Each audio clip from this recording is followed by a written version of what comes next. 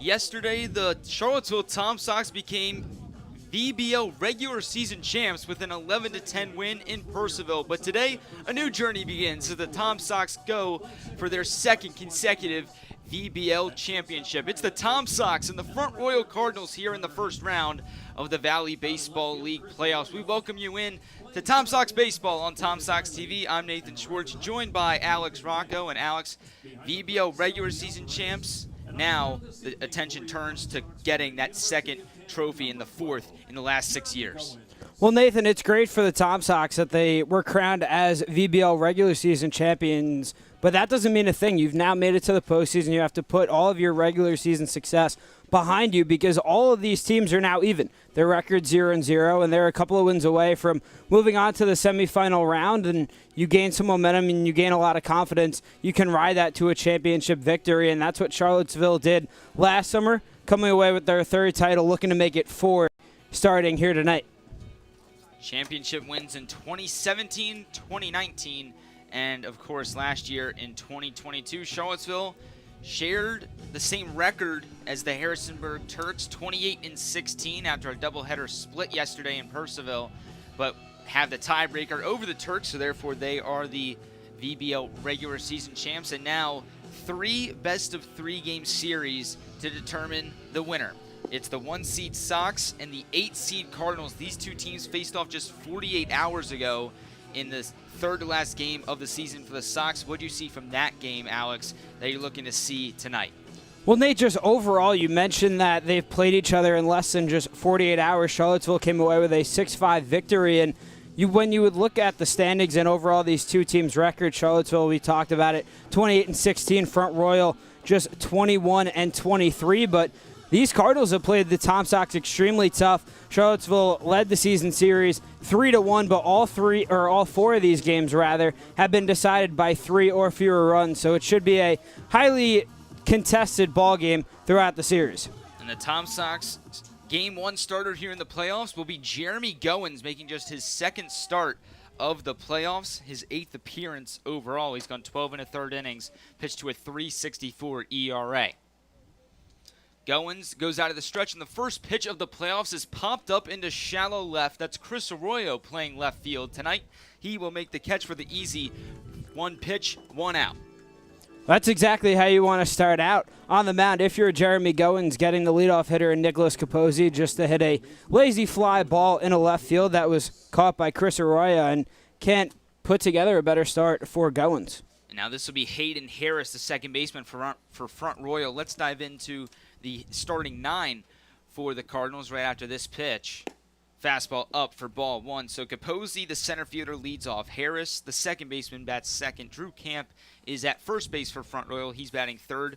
Brody Popel, the catcher, will bat fourth. Daniel Stevens is at third base and batting fifth as the 1-0's outside to make the count 2-0. Taylor Schultz, the shortstop, bats sixth. Jaden Anderson had a grand slam against the Sox back in the first game of the season series. He's the DH tonight and bats seventh. Brody Black, the right fielder, will bat eighth, and Samuel Barber in left field and batting ninth.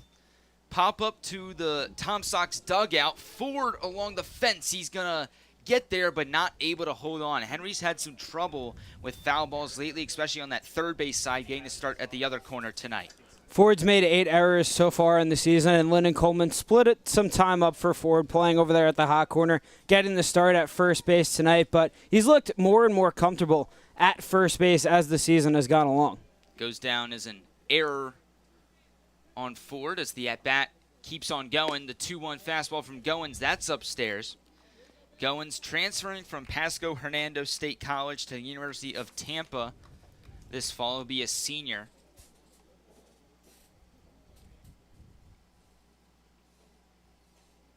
Goins down 3-1, brings that one back into the zone for the second strike, and we'll have a full count here to the number 2 man, Hayden Harris. While we're at it, let's talk about this defensive alignment for Charlottesville. Salvi Alvarez is behind home plate. You saw Ford at first base. Bryce Martinez is at second.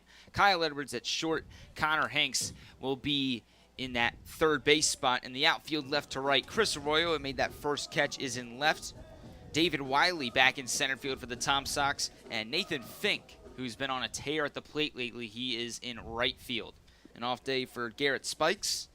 Can dive into him a little bit more. He had a very interesting day yesterday in Purcellville as the full count deliveries popped up by Harris to keep the at-bat alive. Well, Nathan, you mentioned Garrett Spikes getting the off day, and it's a rare off day for him. He has suited up in a lot of games in a Tom Sox uniform, and yesterday even caught becoming the first position player to play all 9 positions. So, and that one's tattooed down the left field line. Arroyo is not going to get there. It one hops off the wall, and it's rolling along the track. Hayden Harris goes upstairs and is able to deliver on the full count fastball. He lines it into the left field corner for 2 bases, and Front Royal has a runner in scoring position. Hayden Harris is continuing to rake. In his last game against Stanton just 2 days ago, went 2 for 6 with a run, had a 2 RBI triple, this picking up right where he left off with a 1-out double. His 3rd double of the season. A rare extra base hit off of Goins. It's the 2nd double he's given up this season. So clean slate on the count as Drew Camp steps in. He takes a first pitch curveball for strike 1. Camp, the rising senior at Longwood, hitting just .213 and 122 at-bats this season with Front Royal. 1 homer, 18 runs driven in. 0-1 from Goins. There's a slider. Alvarez can't hold on to it, but was well outside anyway. It'll even the count. And Goins had a very quality start in his last outing. On the road against Newmarket, went 4 innings, allowed just 1 hit, didn't allow a run, walked 3, and struck out 2. That was 6 days ago, his first start of the summer. Very pleasant outing from him as the 1-1's downstairs, and Goins is down in a couple counts here. Not something you want to see from your starting pitcher this early in the game. No, he's fallen behind both Harris and Camp now. Needs to find back and get that rhythm and get the control that he had in his previous outings. Camp played in 2 playoff games with the Cardinals last summer, but was hitless in 4 at-bats. Takes a 2-1 slider on the outside corner right there. It'll even the count. 2 balls, 2 strikes. 1 out here in the top of the first. Hayden Harris is on second base after a 1-out double. Crowd starting to form here at CHO Airport Field. Hopefully the first of many home playoff games for Charlottesville here in the next week. There's a 2-2 slider, and he got him looking on the outside corner. That slider from Jeremy Goins is going to be effective all night long if he can locate it right there on the corner. Well, he just showed that he can locate it there, and after falling behind Camp in the at-bat, just a good job to work himself back into the count and break off that nasty slider, freezing Camp. So a fly out, a double, a backwards K, and now Brody Papel, left-handed hitting catcher, steps in for the Cardinals. Harris, a minimal lead off a second. Popel, first pitch swinging, sends it over the backstop and foul for strike 1. Popel, a rising junior at Florida A&M, a Tallahassee native, hitting over 333 games this summer with Front Royal. 0-1 from Jeremy. That slider catches the inside corner. Popel disagrees with the call, and he's going to be in a hole 0-2.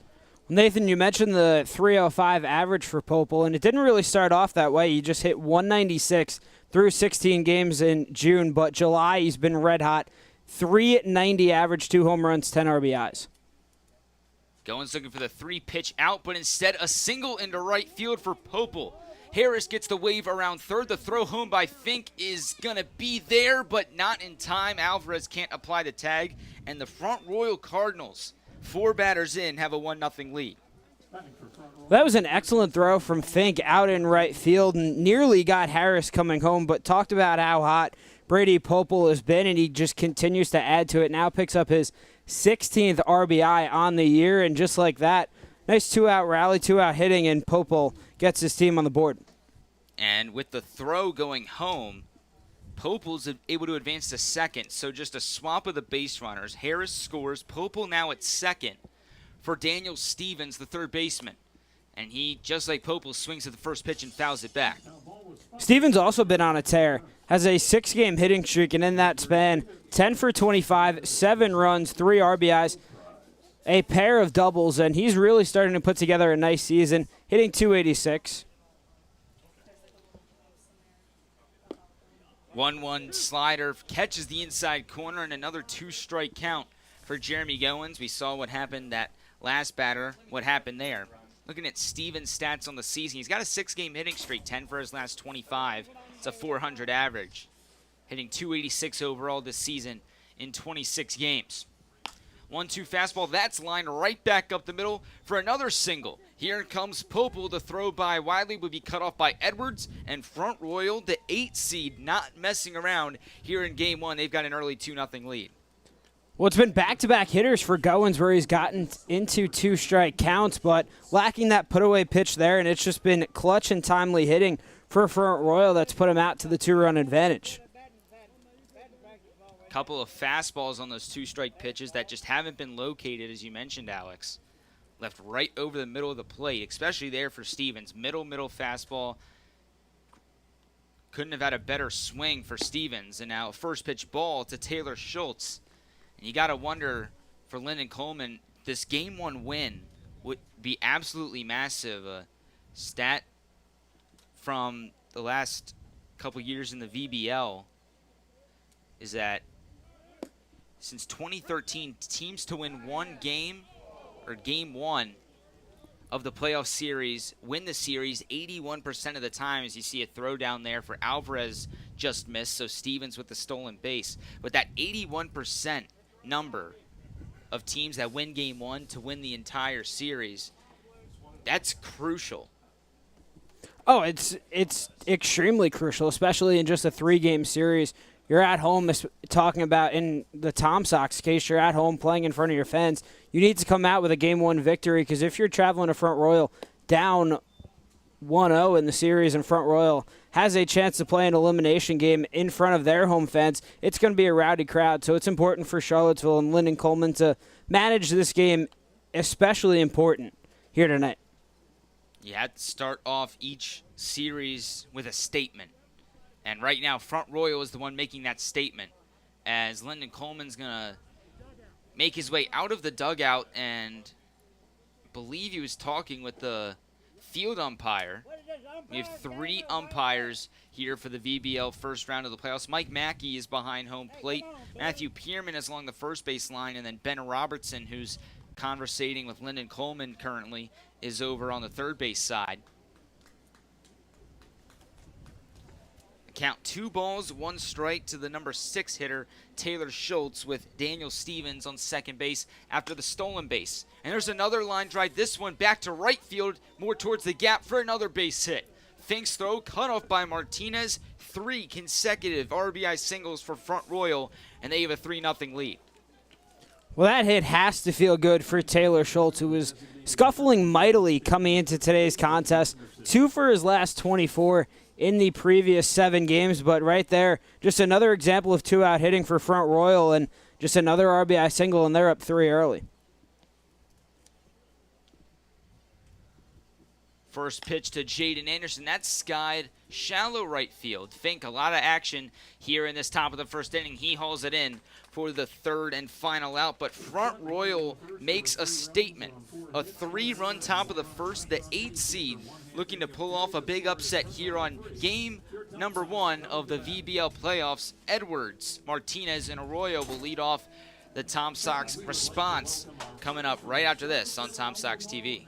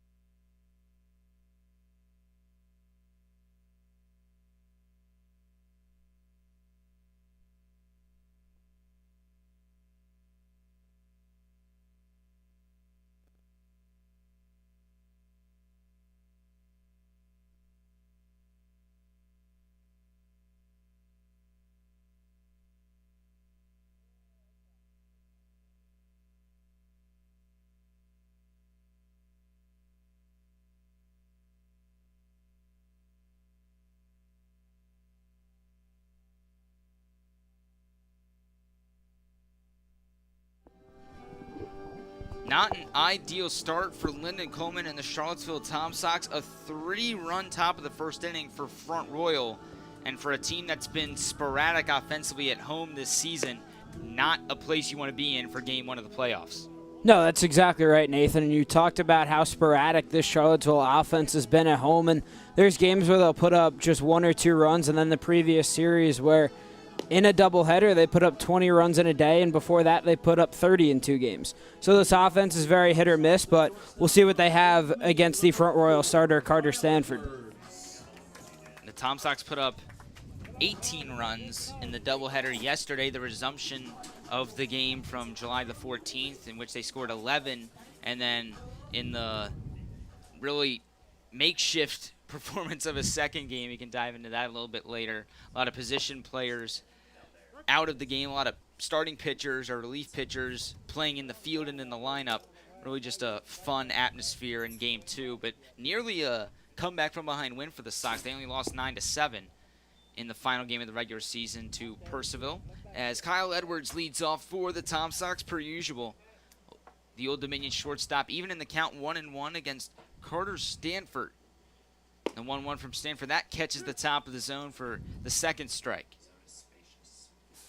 Kyle has had a lot of success against Front Royal so far this season, hitting .357 in all 4 games that these two teams have played. Does have a home run, 2 doubles, and 6 RBIs. 1-2 from Stanford, slider out. And the count even at 2-2. Stanford, a rising sophomore at Tallahassee Community College. This is his 6th start of the summer, his 9th appearance overall. He's gone 27 innings, given up 9 earned runs on 25 hits. And that's nearly 2 strikeout to 1 walk ratio. Foul ball by Edwards will keep the count at 2 balls, 2 strikes. Kyle, career leader in game starter for the Sox, holds the Tom Sox career stolen base record, and he's gotten a hit in 24 of the 37 games he's played in this season. One of the most stable players in Tom Sox history. And he cuts through that 2-2 changeup right in on his hands for out number 1. It's a good start to the ball game for the starter, Connor Stanford. Talked about that strikeout to walk ratio, 31-16. That's impressive stuff, and you can see why he has 31 punch-outs this year, just working quickly against Edwards and setting him down for the first out for the Tom Sox night. So Bryce Martinez will step into the batter's box for Charlottesville, who's having a great season overall, but especially here at home. He's hitting .340 at home this season, which is 120 points better than the next qualified player here at home, which is Connor Hanks, who's hitting just .220 here at CHO Airport Field. That goes back to that sporadic offense that we've seen, and the fact that Martinez is 120 points higher than the next guy really is a cause for concern. It definitely is alarming, and you never want to have that much disparity in your lineup where your top hitter at home is hitting .340 and then your next best hitter is hitting .220, but it just goes back to say that CHO Airport Field definitely considered a pitcher's park, and the Tom Sox, having home field advantage throughout the playoffs, need to do a better job of coming through on home turf. Bryce with 12 multi-hit games this season. The last one was Tuesday against these same Cardinals. Hits a dribbler out to the shortstop. This is Schultz. He makes the play, and the first 2 retired for Stanford.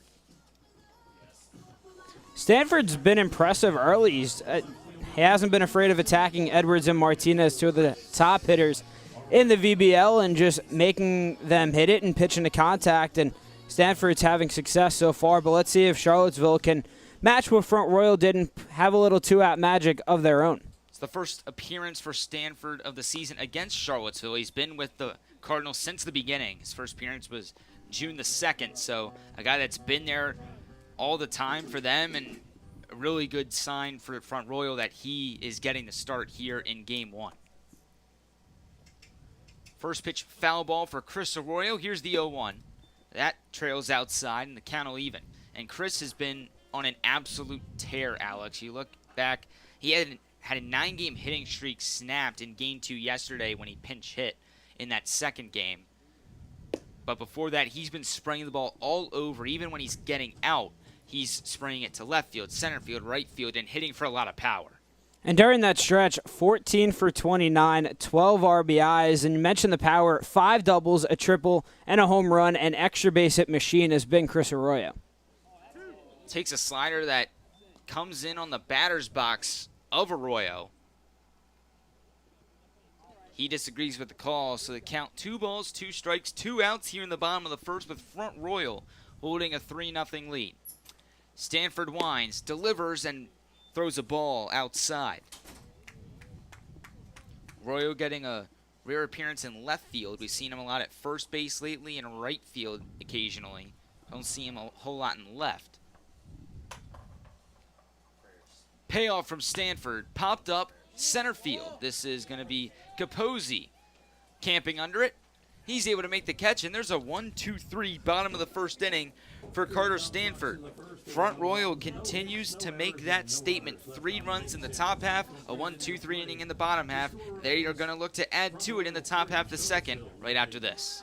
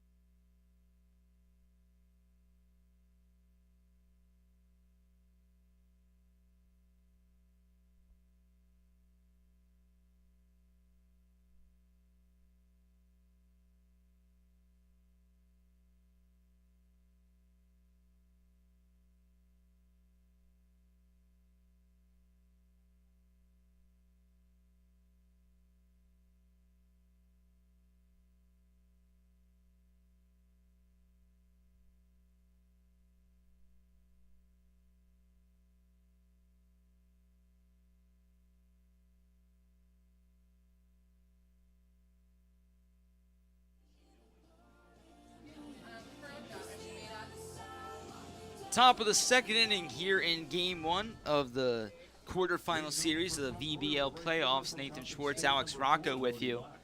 A 3-run first inning for Front Royal, and now the number 8 hitter, Brody Black, will step up to the plate. Jeremy Goins remains on the mound. He gave up a double to Hayden Harris and then 3 consecutive RBI singles to Brody Popel, Daniel Stevens, and Taylor Schultz before getting Jaden Anderson to fly out to end the inning. Well, it's just a good job by Front Royal hitting with 2 outs as Goins got 2 of the first 3 guys out and looked like he was going to have a smooth inning, but as you mentioned, Popel singles, Steven gets on with a single, Schultz singles, and just the line kept moving, and that's why Front Royal's up 3-0, and Carter Stanford doing a good job working a 1-2-3 inning in the bottom half of the first. You wonder how long Lennon Coleman will have the leash on his pitchers throughout these series, as there's another fly ball out towards right field. Fink will make the catch along the line, and a first out there for Jeremy Goins, just like he had back in the first inning.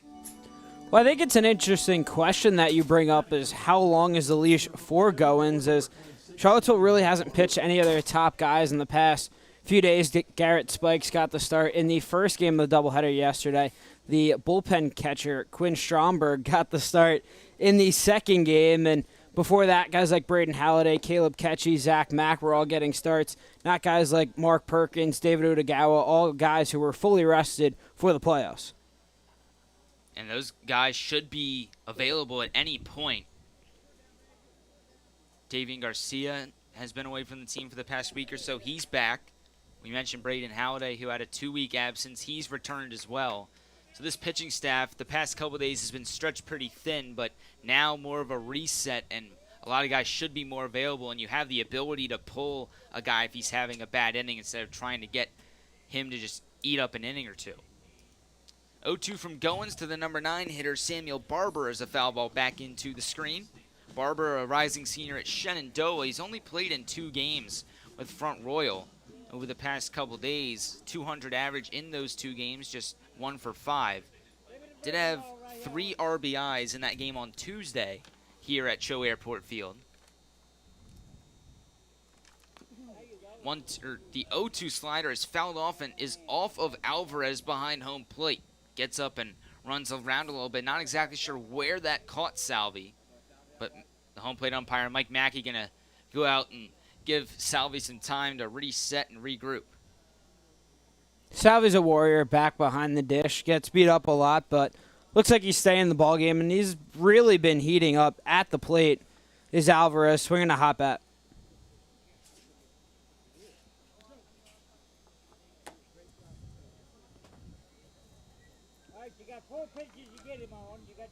Barber 1 for 4 with those 3 RBIs and 2 strikeouts on Tuesday. These two teams played 3 times in June, and then just the game 2 days ago there's a jammed fly ball center field. That's Wiley for another flyout. 3 consecutive flyouts for Goins. Well, if we want to keep the flyout train going, Nicholas Capozzi, the leadoff hitter, the guy who's stepping in, flew out to center field to begin the ball game. So Goins, a lot of his contact has been up in the air and hard hit balls so far here tonight. Capozzi in that game on Tuesday was 0 for 4 with an RBI and a walk. Did leave 3 runners on base. Gets a first pitch slider. It just misses off the outside. And Capozzi, a guy that's really been struggling as of late. 4 for 26 in his last 7. Has had a strikeout in 7 consecutive games, 13 overall, and just 2 for 12 this season against Charlottesville if you include that flyout to lead off the game. Well, he struck out 45 times in 33 games, and that's not really what you want from your leadoff hitter. You want those guys to be high average contact guys that can get on base and move the order, but Capozzi just scuffling mightily. Capozzi, the rising junior at Gardner-Webb, will single up the middle. Some more 2-out drama here in the second inning, just like we had in that first inning with 3 consecutive hits. I guess Front Royal should just start out with 2 outs in every inning because the amount of 2-out hits that they've gotten, 4 so far, and we're not even through 2 innings here tonight. And Jeremy Goins, we talked about the strikeout pitch and trying to find that put-away pitch. Struck out Drew Camp on a nasty slider, but ever since then has failed to really find that put-away pitch and that strikeout pitch. Check over to Capozzi before Hayden Harris steps back in. He worked a full count against Goins back in that first inning before doubling down the left field line. Gets a first pitch slider that catches the zone for strike 1.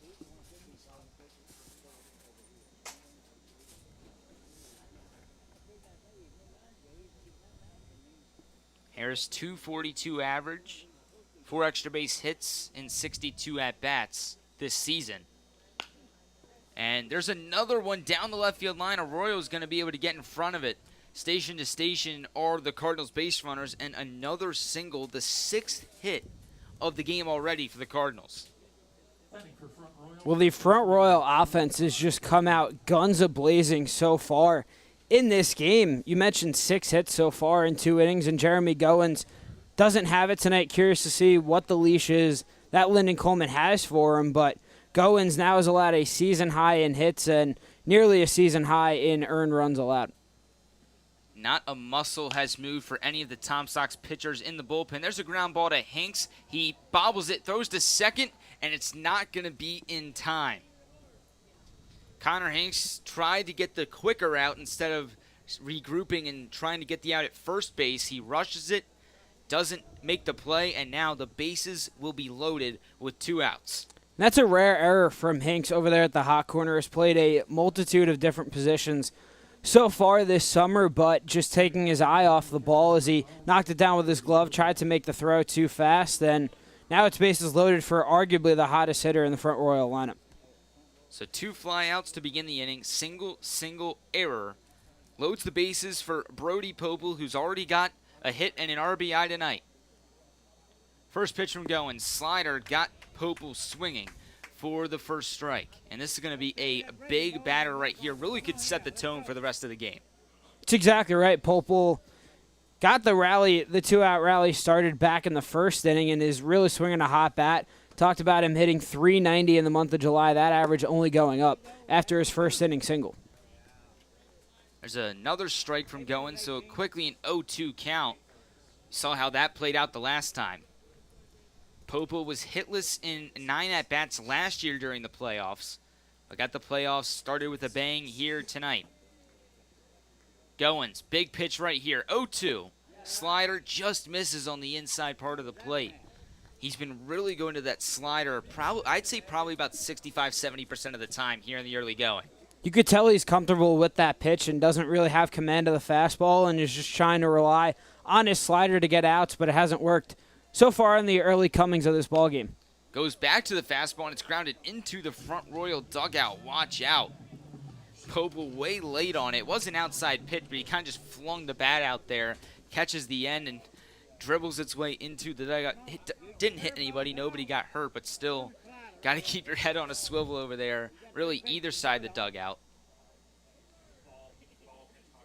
And then we just have a pitch clock violation right there for Goins. So the count, 2 balls, 2 strikes now, 2 outs in the top of the second. Bases loaded for the Cardinals, who already have a 3-0 lead. 2-2. Fastball got him swinging on the outside corner. A big out for Jeremy Goins. He escapes a bases-loaded 2-out jam to keep the score Front Royal 3, Charlottesville 0. We head to the bottom of the second right after this on Tom Sox TV.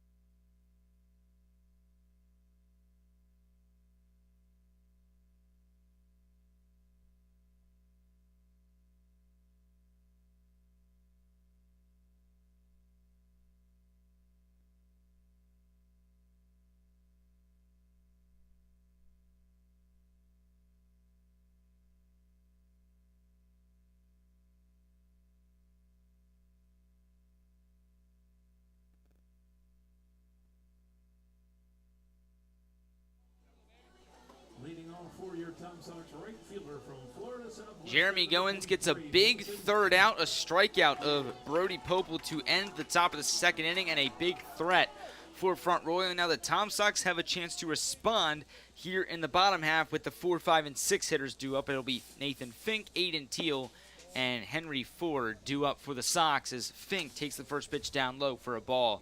And let's talk about Nathan Fink for a second. Rising sophomore at Florida Southwestern, Charlottesville native, and has been on an absolute tear as he lines one foul just past the batting cage. Over the last 10 games, he's 12 for 30. That's a .400 average. And he has 3 extra base hits and 3 RBIs in that stretch. He also threw a scoreless inning last night in Purcellville.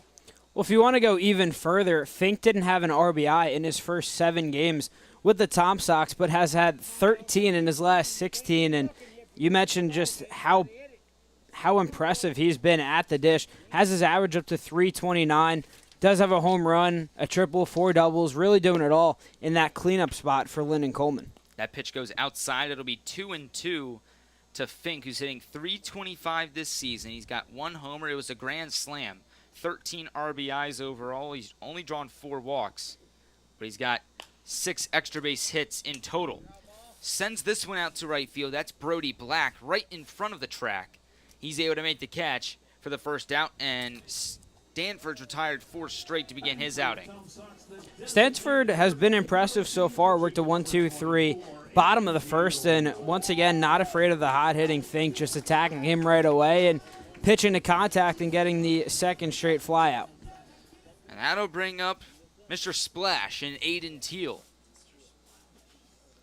hitting .298 in the month of July, which has been a majority of his games in a Tom Sox uniform. The first game he played with Charlottesville was Strasburg on June the 24th. His 4th game of the season was that June 30th matchup against Front Royal. He only had 1 at-bat in that game, and it was a strikeout. Well, he went 1 for 1 in the last game with a 3-run homer and back in the first inning. So Teal's got a lot of pop in that left-handed swing. He's got a hit in 3 straight, in 5 of his last 7 as well. He's been really solid ever since coming back from that 10-day absence he had when he was back with his brother in New Jersey for the MLB draft. Check swing right there for Teal. He does go around, so it'll be 2 balls, 2 strikes to the rising outfielder at UVA. 2-2 from Stanford. This one lifted to right field. Black comes in on it, then backpedals and is able to get under it. A little bit of a misread there, starting to lose the sun. Maybe get some shadows involved as well. The light's just starting to come on. But Black, 2 putouts in a row. We've seen those lights play a factor all season long here at CHO Airport Field, but have to give Black some credit out there, shielding the lights and making the catch, albeit a little unusual. So 2 quick outs for Stanford, and now the red-hot Henry Ford stepping in for Charlottesville. Ford 3 home runs over the last 3 days, hit a 2-run bomb in the top of the first inning in Game 2 yesterday. He also did pitch. A lot of the position players for Charlottesville pitched in that second game, but Ford throwing in the low 90s, but was throwing it right over the middle of the plate, did give up a couple of runs. Pokes this one behind the backstop, and the count 1 ball, 2 strikes. Hey, anytime you can touch 90 miles an hour, it's impressive. I don't care where it goes or how far it's hit. Anytime you're hitting 90, especially as a position player, coming in on the mound, it's pretty impressive. He was 3 for 5 with that home run I just mentioned and a walk in the 2 games yesterday. Takes a fastball inside right there to even the count. And against Front Royal this season, only 5 at-bats for him, with him missing those first 2 games with the thumb injury. He's 2 for 5 with a homer and a double over those last 2 games. Pop up foul territory. This is Drew Camp right into the first base coach's box to make the catch. And back-to-back 1-2-3 innings for Carter Stanford to begin his outing. Front Royal leads 3-0 as we head to the top of the 3rd here in Game 1 of the VBL playoffs on Tom Sox TV.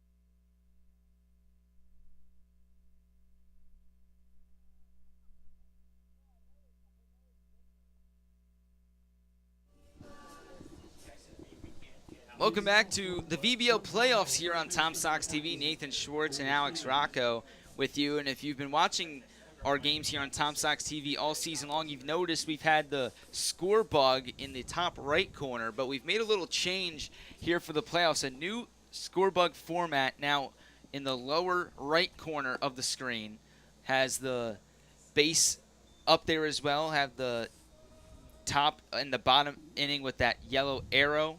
No logos in this score bug, but a little different. I like the new look, Alex. What about you? So do I. Have to give a lot of credit to David Argo. Always ups all of our production value broadcast-wise. Our Tom Sox weekly episodes, doing interviews, a lot of this, what we do here at CHO Airport Field, wouldn't be possible if it wasn't for David Argo. And I love the new score bug, and hopefully it leads to some more wins like the old one did. He's the man for sure. Swing and a miss right there for the number 5 hitter in Daniel Stevens, who had an RBI single his first time at the plate.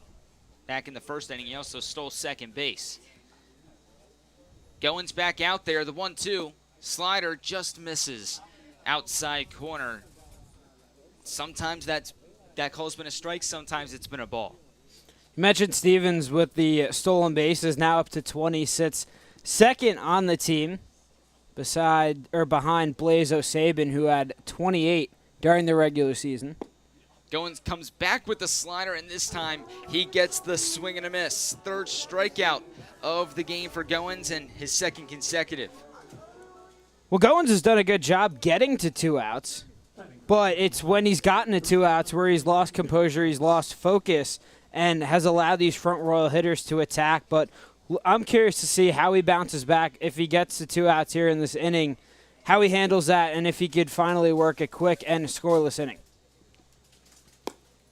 First pitch fastball there for Jeremy. It's outside and really just hasn't had that fastball. And when he's been able to throw it over the plate, it's been right down the middle and right in the power zone of these hitters, especially to Taylor Schultz, who drove one into right center field back in the first inning, drove in the third run of that inning for Front Royal. And he's quickly ahead 2-0 right here. Schultz, rising sophomore at Georgia State. And that RBI single, big for him, just 2 for 24 over his last 7. 207 average overall over 16 games this summer. Just 12 hits. And he cuts through that 2-0 fastball right there. Goins challenged him. Schultz misses.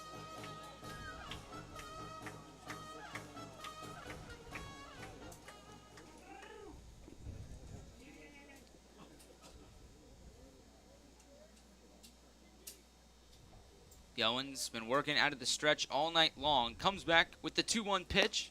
Fastball. Alvarez tries to bring it back towards the plate, but can't get the call. So 3 balls, 1 strike the count from Goins. Tom Sox this year against Front Royal 3-1. That one loss came all the way back on June the 11th at Front Royal. As there's a ground ball to third, Connor Hanks on 2 hops will throw across the diamond to Henry Ford. And once again, Goins able to get to 2 outs. What can he do here against this bottom third of the Front Royal lineup? It's rinse and repeat for Jeremy Goins, especially flashing back to last inning where he got the first 2 guys out and then allowed back-to-back singles. The error by Hinks over there at third and ended up stranding the bases loaded, but he got to 2 outs in the first inning and then gave up 3 consecutive singles. So facing a tough hitter here in Jaden Anderson. Anderson immediately grounds one. It goes off the third base bag and past Hinks into shallow left field. Definitely going to go down as a single for Jaden Anderson, who continues his excellent season, hitting .330 entering today, and he's got his first hit tonight. He's had a killer month of July, too, hitting .341 with a home run, 15 RBIs, and sometimes when you're hot, you get a couple of lucky breaks as that one hits off the bag, and Hinks got over to field that ball down the third base line. Would have been a tough play if he did glove it cleanly, but Anderson hits the ball, spikes off the bag, and now he stands on first base.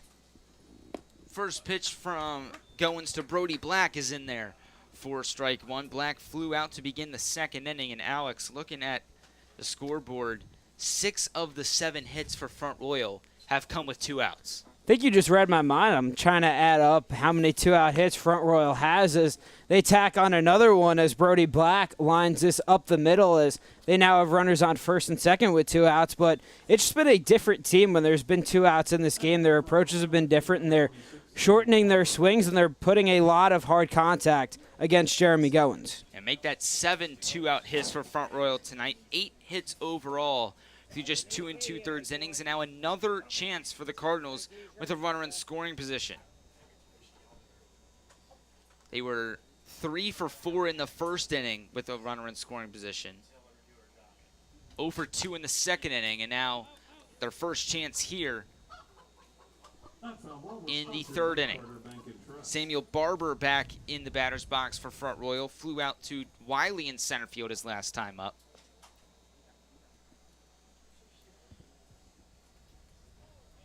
Second pitch to Barber. That comes in inside and gets away from Alvarez. Going to go down as a passed ball, moving the runners both now into scoring position with 2 outs. Taking a more in-depth look at Jeremy Goins coming into tonight's start, had only allowed 8 hits, but he's given up 8 hits here tonight. Not the start that he wanted to his playoff audition. First base open out. Barber, the number 9 hitter, a chance to make this a 4 or 5-0 lead for the Cardinals here in the top of the third. 1-1 fastball from Goins. That catches the outside corner for strike 2. Still no movement in the Tom Sox bullpen. A lot of pitchers available. Looking at the lineup card, Luke Calveric available, Davian Garcia available. I would expect to see Davian be one of the first arms out of the bullpen tonight. 1-2 from Jeremy. That one is lined into center field for another 2-out base hit. Wiley will throw all the way home. The tag by Alvarez is made, but the ball comes out of the glove. And Samuel Barber, the third consecutive 2-out hit here in this third inning for Front Royal, the 8th 2-out hit of the night for the Cardinals, and they've got a 5-0 lead here in the third. Samuel Barber just likes to rake against the Tom Sox. Now has 5 RBIs on the year, and all 5 have come against the Charlottesville pitching staff, and now Front Royal's up 5-0, and Charlottesville went 1-2-3 in the first and second innings. So not the start that you want if you're Lyndon Coleman. Just a lack of urgency from the Tom Sox right now as the top of the lineup for Front Royal and Nicholas Capozzi steps in. 1 for 2, singled back in the second inning, and you guessed it, that came with 2 outs. Another runner in scoring position for Front Royal after the throw, and that one gets over Hinks and into left field. Here comes Barber, the throw by Arroyo on a laser. Not going to be in time. Front Royal does it again.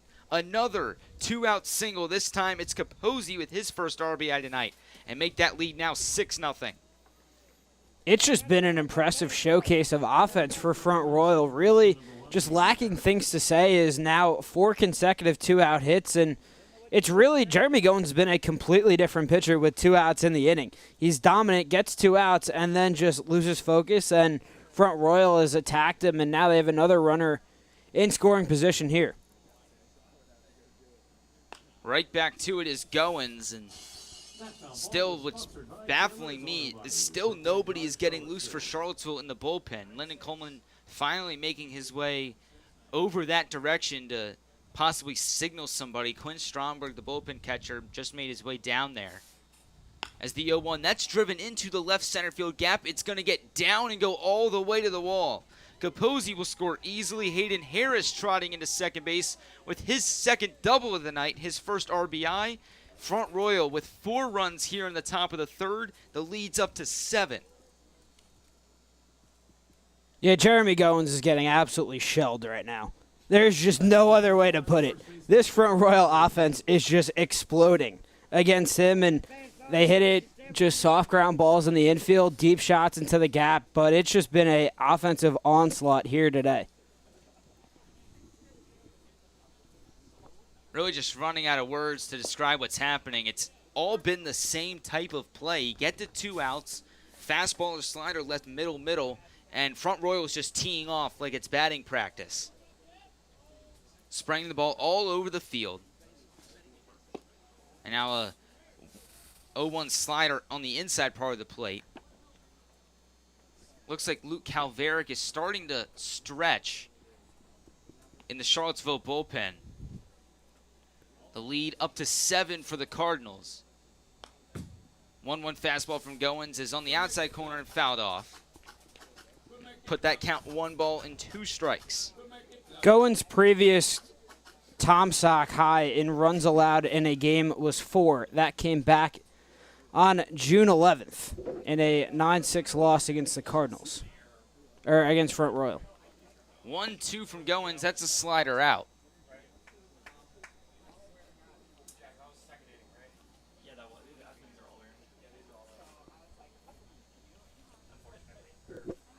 Harris, the runner at second, following his RBI double. He's 3 for 3 tonight with 2 doubles and a single. 2-2 ground ball to Bryce Martinez at second. He will make the throw to first, and finally the Tom Sox escape the inning, but not before Front Royal puts up 4 runs on 5 hits, all coming with 2 outs. The Cardinals stunning the Sox here over the first 3 innings. They lead 7-0 as we get to the bottom of the third here on Tom Sox TV.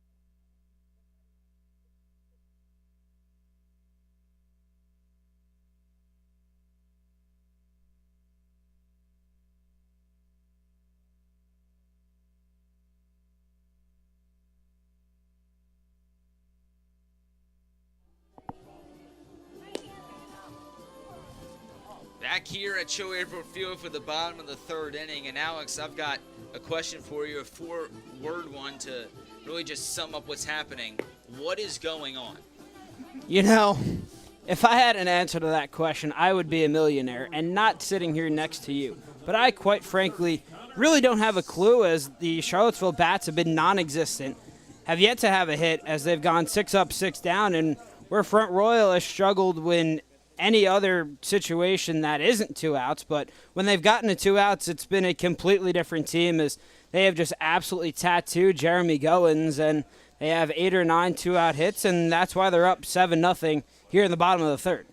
Tattooing is completely an understatement. The line for Goins right now, 3 innings, 11 hits, 7 runs, all earned. Hasn't walked a batter, but has struck out 3. As Connor Hanks will ground out to begin this third inning. That's now 7 in a row retired by Stanford. But this is just a line for a pitcher that we haven't seen from a Tom Sox arm all season long. And there's been some bad outings for some pitchers at times, right? And that's of course going to happen. But nothing like this.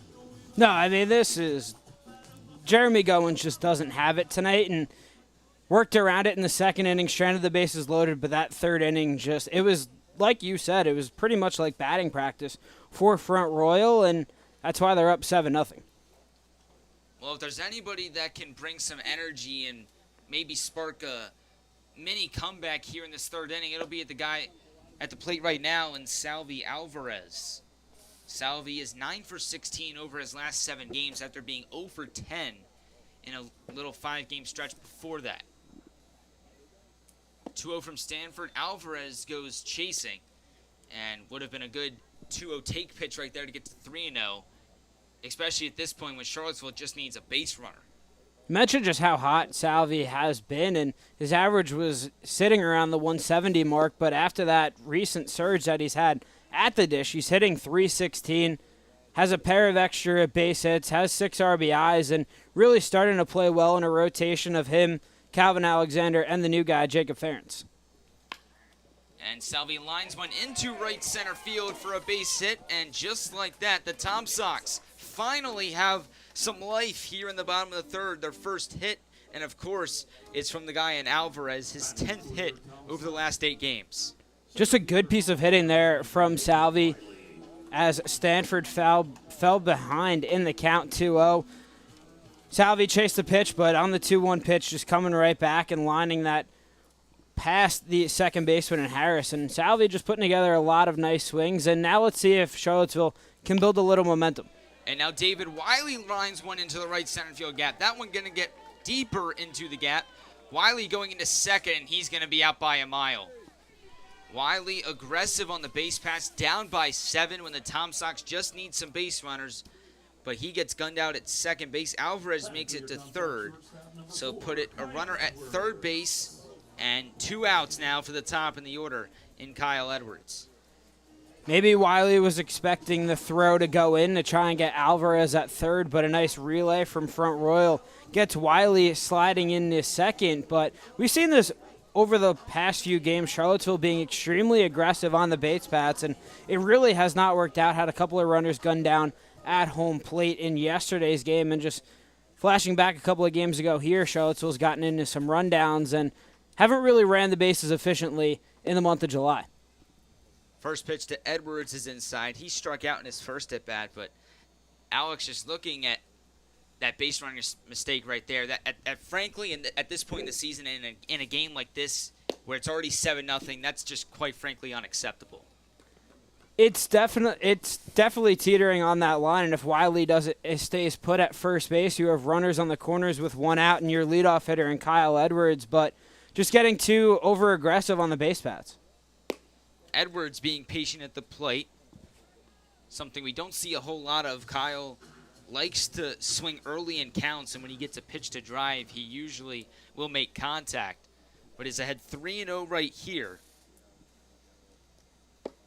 Fourth pitch changeup, that catches the inside corner. Edwards was already on his way to first base, but we'll trot back into the batter's box. It'll be 3-1. Kyle, so far this season, .273 average in 37 games, 3 homers, 20 RBIs. He's got an on-base percentage of .376. He's drawn 21 walks, would be a big 22nd walk right here. He could extend this inning for Bryce Martinez. 3-1, breaking ball line down the left field line. It's going to bounce just foul. Edwards misses a RBI double by about 7 to 10 feet, and will reset with a full count in the batter's box. Kyle put a good swing on that ball. Just baseball's a game of inches, and if he moved it over a couple of feet, we're talking about this game being a 7-1 ball game and Kyle standing in scoring position, but landed foul, and Kyle's back of the dish. So a 3-0 count turns into a full count. 3 balls, 2 strikes, 2 outs here in the bottom of the third. Front Royal holding on to a 7-0 lead here in Game 1 of the VBL first round. Kyle goes chasing on the full count slider, and from 3-0 to a strikeout for Carter Stanford. Edwards talking with home plate umpire Mike Mackey, probably about that 3-0 pitch that he thought was inside. Pretty extended conversation. Edwards sounding off, but the damage has already been done. 3 goose eggs on the scoreboard for the Tom Sox through the first 3 innings. Front Royal holds on to the 7-0 lead as we get to the top of the 4th here in Charlottesville.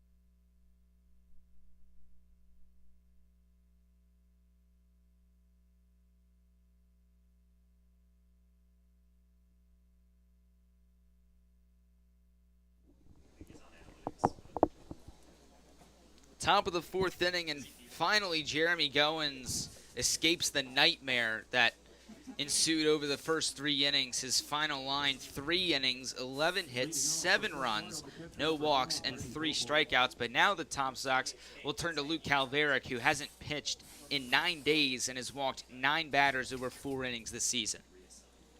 Yeah, Luke Calveric has definitely struggled this season, has a 15.75 ERA in 4 games, but hopefully in a 7-run ball game he can get in some work and gain some experience and sort of rewrite the way his season's been going. He's really just had a rough spring and summer overall, and 16 combined appearances between Radford and Charlottesville. He's gone 13 1/3 innings, given up 20 hits, 39 runs, 31 of those being earned, walked 28 batters, and only struck out 9.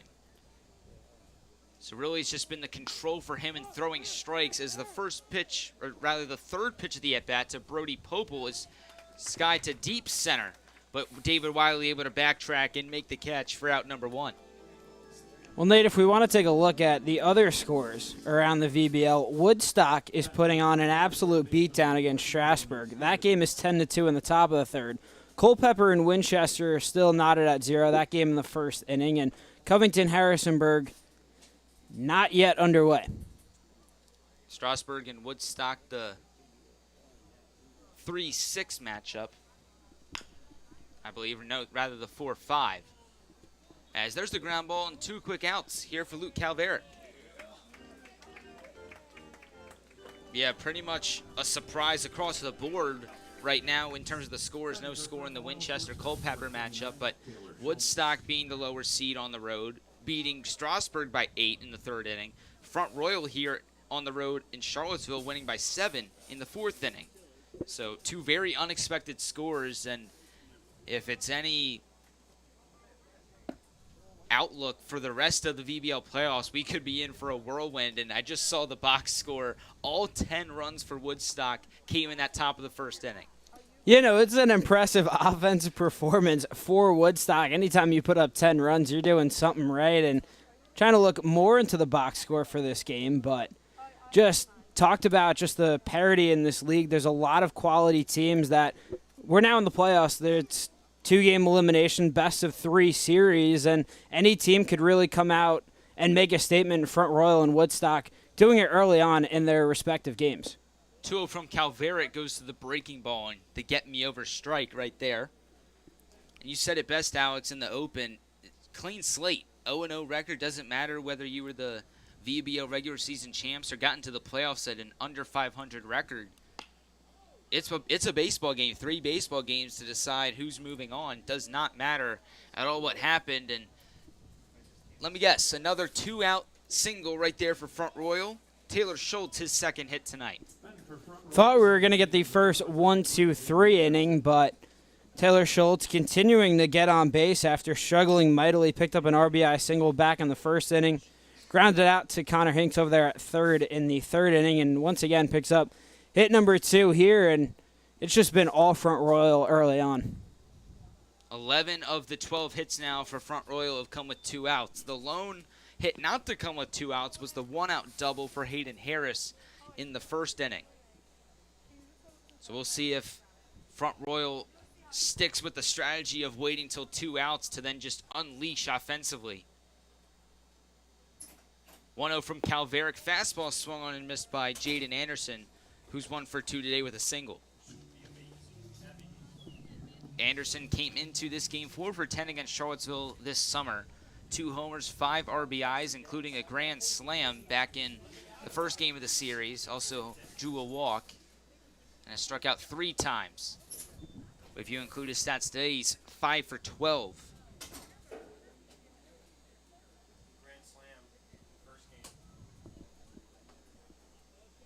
Yeah, he's had an excellent season. 5 home runs, 25 RBIs. Only 1 home run in the month of July. Had 4 in his first 13 games this summer, but power has definitely dipped down as the season has gone along. And nearly crisis averted right there. My goodness.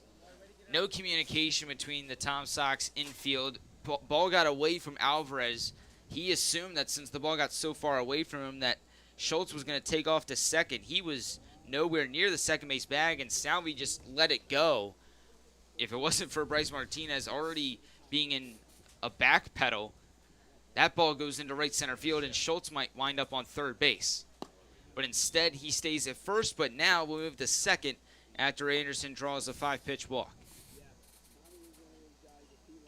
Yeah, there's really just not a lot of words to say. As Charlottesville looks like a completely different team than the team that a lot of people have seen over the past few games, where they're putting up a lot of runs, getting quality pitching performances, and playing sound baseball. It just looks like a brand new team. It's like a team that's lost right now. No real energy, no identity right now for the Tom Sox. So put another runner in scoring position for Front Royal, another runner at first base, and now it's the number 8 hitter, Brody Black, who has one of those 11 two-out hits today. There's only one batter in the Front Royal lineup that does not have a hit tonight, and that's Drew Camp, who is 0 for 3. He did reach on a Connor Hanks error back in the second inning, but he's also struck out and grounded out today. Other than that, Capozzi 2 hits, Harris 3 hits, Popel 1 hit, Stevens 1 hit, Schultz 2 hits, Anderson, Black, and Barber at the bottom 3, all with 1 hit as well, to add up to a grand 12 hits for Front Royal over these first 3 2/3. Calveric ahead 0-2 to Black. Checks back the runner at second. The pitch, fastball dotted on the outside corner for strike 3, and Luke Calveric escapes a 2-runner on, 2-out jam to keep the score 7-0 in favor of the Cardinals. We head to the bottom of the 4th. Let's see what Martinez, Arroyo, and Fink can do on the other side of this break here at CHO Airport Field.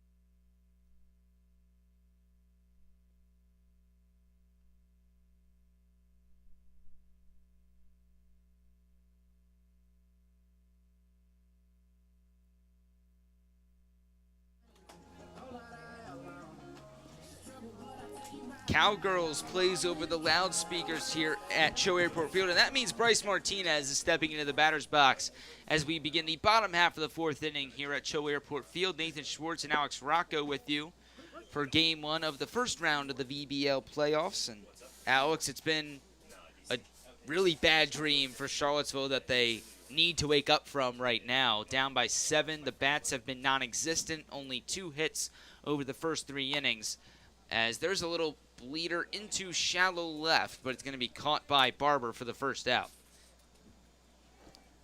Well, Nate, this is an absolute nightmare for Lyndon Coleman and his team. Not the way that they could have envisioned their playoff run, starting out and as defense for their 2nd straight VBL title, but really, Front Royal has taken it to him pitching-wise and offensively. We talked about how many two-out hits that this Cardinal offense has racked up, but we haven't really talked about Carter Stanford at all and how dominant he has been. Well, right there, he drills Chris Arroyo in the calf, so a one-out base runner for Charlottesville for the second straight inning. It was Salvi Alvarez hitting a one-out single in the third, and now Arroyo reaching base on the hit-by pitch. And it'll be Nathan Fink stepping in for Charlottesville. A big day yesterday for Fink, as I mentioned earlier. 4 for 6, a double, an RBI, and a stolen base. Just 1 for 8 against Front Royal this season.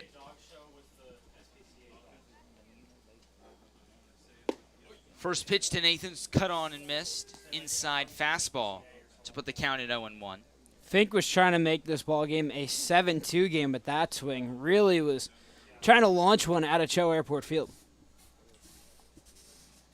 0-1 from Stanford. Goes fastball middle, and Fink was just late on it.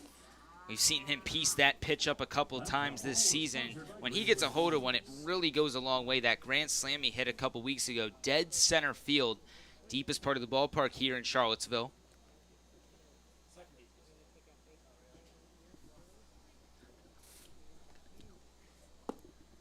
That pitch inside on Fink to put the count at 1 ball, 2 strikes.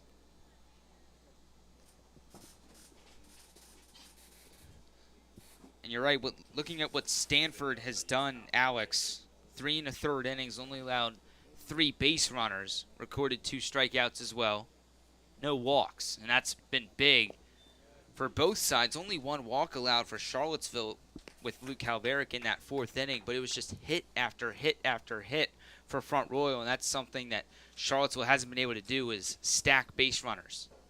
You have to give credit to Stanford, who's really done a nice job pitching to contact. We talked about in the opening his 31 strikeouts coming into tonight, but only 2 so far, both against the leadoff hitter Kyle Edwards. Fink gets a hold of that one. He drives it into the left center field gap. It's rolling all the way to the wall. Arroyo's got speed. He gets the wave around third. The throw home in plenty of time, but off the line. And finally a run on the board for the Sox. Nathan Fink, an RBI double with 1 out here in the 7th. That cuts the deficit down to 7-1. I mean, who else but Nathan Fink? This guy's on an absolute tear at the dish right now. Picks up his 14th RBI on the season, just lining that right in the gap. And this could be the spark that the Tom Sox need. Get 1 on the board. You have Aiden Teal, Henry Ford, and Connor Hinks due up. And these are 3 of your top hitters that are all firing on all cylinders. So now let's see if Charlottesville can stack some momentum here with 1 out in the 4th. Comeback has got to start somewhere. An RBI double there for Fink. Aiden Teal stepping up. And he takes the first pitch outside for ball 1. Teal has some extra base pop in him. He's got 7 so far this summer in 19 games coming into today. This is his 20th game played. 0 for 1 in the contest. He flew out to black and right his first time up. And just like that, ahead in the count, 2 balls, no strikes. Teal also with 2 extra base hits in his last 3 games, one being a 3-run homer he hit against Front Royal, also doubled.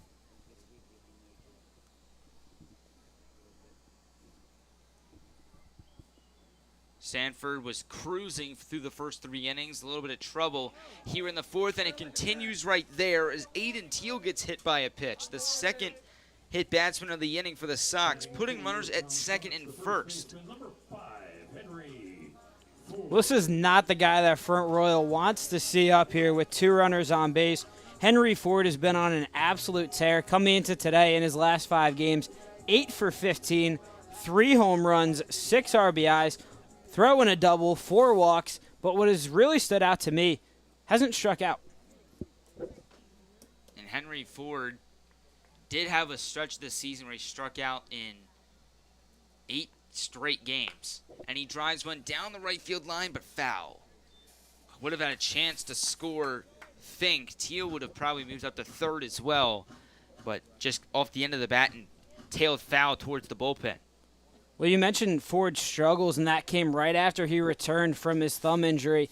That June 29th stretch to July 16th, 11 games. He went just 4 for 34, struck out 11 times, has only fanned 13 times this season in 90 at-bats.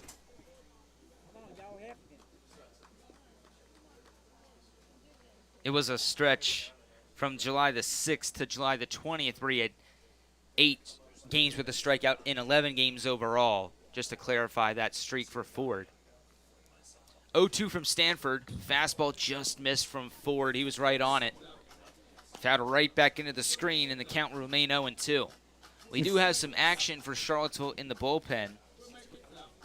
And it's Yordani Carmona, we believe, tall left-hander warming.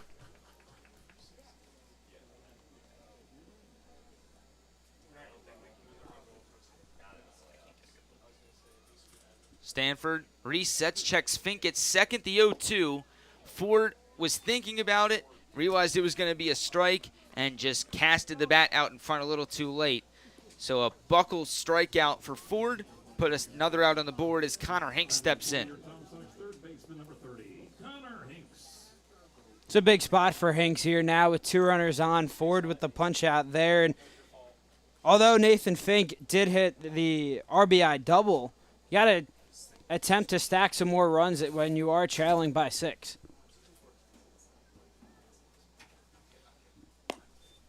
Connor Hinks, one of the hotter hitters in this lineup for Charlottesville. He's drawn a walk in 11 of the last 13 games he's played in and 13 of the last 16. So he's been able to get on base pretty consistently. He's also got a 14-game on-base streak, which ties right into that, which is the longest by a Tom Sox player this season. And he gets drilled right there on the shoulder, right off the jersey, the 3rd hit batsman of the inning for Carter Stanford. And that's going to load the bases for the Sox. If they're able to get a hit right here with Salvi Alvarez, this could really change the complexion of this game. Well, a hit here would be massive, and Alvarez got the first hit of the night for the Tom Sox last inning, and he's been really seeing the ball well. So this could be a prime opportunity for Charlottesville to get back in this game. With you have speed on second base with Teal. Fink stands on third base. So if Alvarez could get a hold of one and put one in the gap, this could be a big spot here for Charlottesville. Salvi with his 10th hit over the last 8 games back in the 3rd inning, a 1-out single. It was the first hit of the game for Charlottesville. Looking at his season stats, he's only had 2 multi-hit games. Those have both come in the past week and a half, as he takes the first pitch inside for ball 1. And something Salvi has been able to do really well is draw the walk. 12 walks for him over the last 17 games that he's appeared in.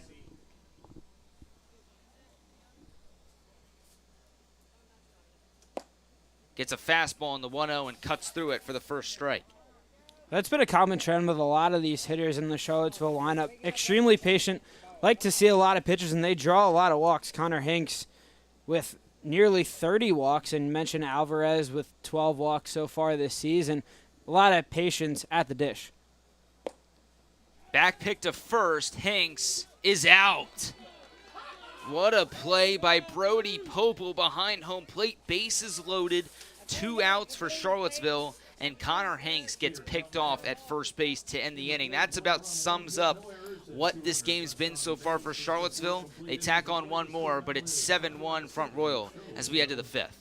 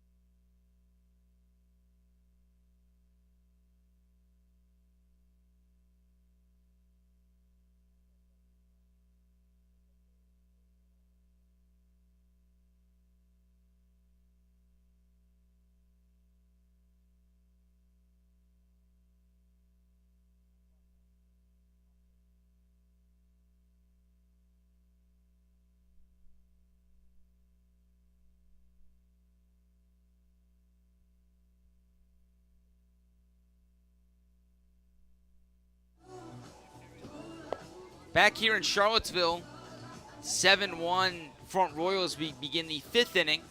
Nathan Schwartz, Alex Rocco with you. Just a quick update from Strasburg. The score now 10-4 in favor of Woodstock in the top of the 4th inning. Culpeper has also taken an early 1-0 lead in Winchester. Bottom of the 2nd inning. Still waiting for that Covington and Harrisonburg game to begin. It was scheduled for a 7:30 first pitch. Not exactly sure what the delay is between the Lumberjacks and the Turks. As Scary right there for Calveric. He drills Samuel Barber in the helmet with a fastball. But Barber doesn't seem to sweat it. He immediately runs down to first base. Scary sight. But luckily, nobody gets hurt. Very lucky break there for Barber. That pitch ran right in on him and drilled him nearly in the face there. But Barber seems okay and makes the painful trot down to first base. So the third base runner allowed by Calveric. He gave up a single and a walk in that 4th inning. Now throws the first pitch breaking ball to the leadoff man, Nicholas Capozzi. It's fouled off for strike 1. Did get confirmation it was Yordani Carmona warming up for Charlottesville in the bottom half of the 4th inning. He isn't throwing right now, but will stay hot in case Calveric gets into another jam. Can't really afford to get this game, to have this game get too much further away from you right now if you're the Tom Sox. No, Charlottesville trails 7-1 and finally picked up their first run of the ball game in the bottom half of the 4th. So need to build some momentum, try and get out of this inning extremely fast.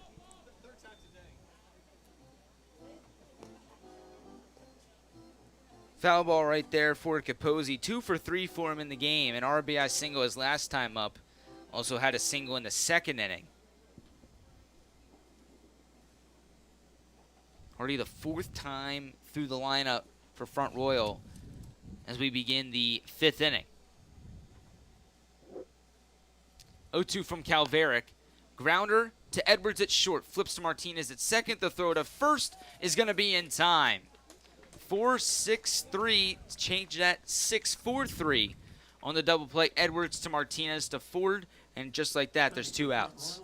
That was a big double play for Luke Calveric there, and just the traditional 6-4-3 double play. Nice turn by the middle infielder duo of Edwards and Martinez, and just like that, Calveric working quickly with 2 outs. So Luke giving up 3 base runners, and he drills another Cardinal in the helmet. First it was Barber, and now Harris. Luckily, both of them are fine. But, man, that's the control issues we're talking about right there for Calveric. Second time he's hit somebody in the helmet this inning. Yeah, he's struggled with command all season long. 9 walks in 4 innings coming into tonight, and you've seen the 2 hit-by pitches in this inning. Luckily, both hitters have been okay, but Hayden Harris now has reached base in all 4 plate appearances. 2 doubles, a single, and a little helmet check. So runner at first base, 2 outs, and now the lone Cardinal to not have a base hit tonight, Drew Camp. But good news for the Cardinals, I guess there's 2 outs. So if you're a betting man, probably put a good amount of money that they'd get a hit right here.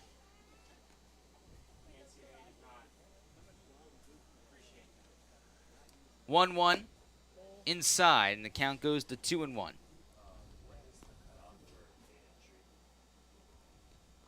Just to recap so far, 11 2-out hits for Front Royal so far over the first 4 2/3 innings.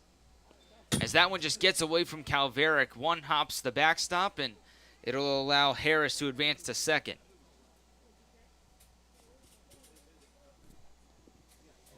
Looked like he just never had a grip on that fastball. It just either released it too late or really just never had a grip, and it just got away from him. But nonetheless, runner moves into scoring position for Camp, looking for that first hit or that first RBI, or both.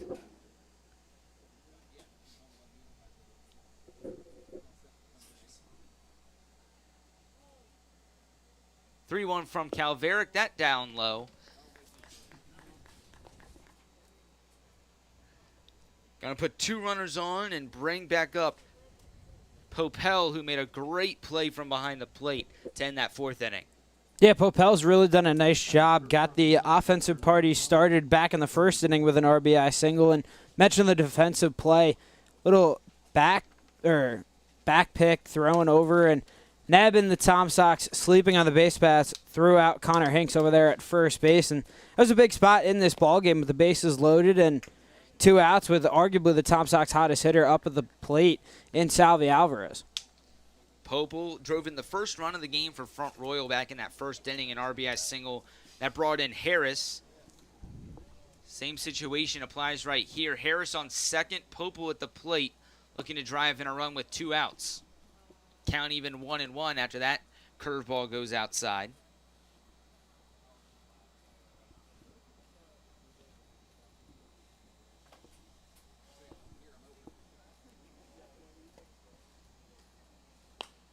One from Calveric. That's a fastball out.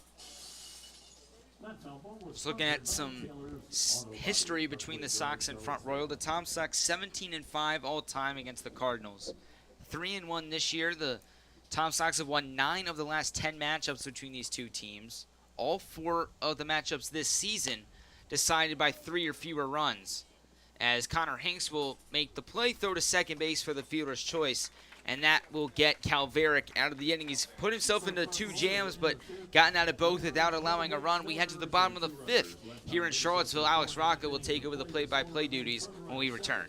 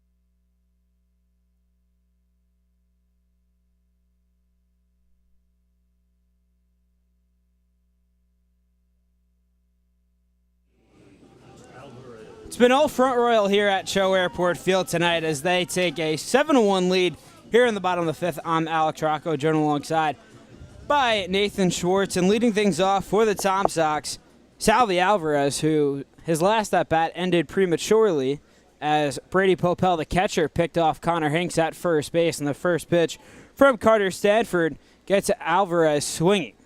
Just another unacceptable base running mistake right there for Charlottesville. Had David Wiley try to extend a shallow line drive into the right center field gap into a double, was thrown out by 25 feet, and then Connor Hinks gets a little too aggressive with the secondary lead. Drew Camp and Brody Popel on the same page from catcher to first base, and they're able to backpick Hinks.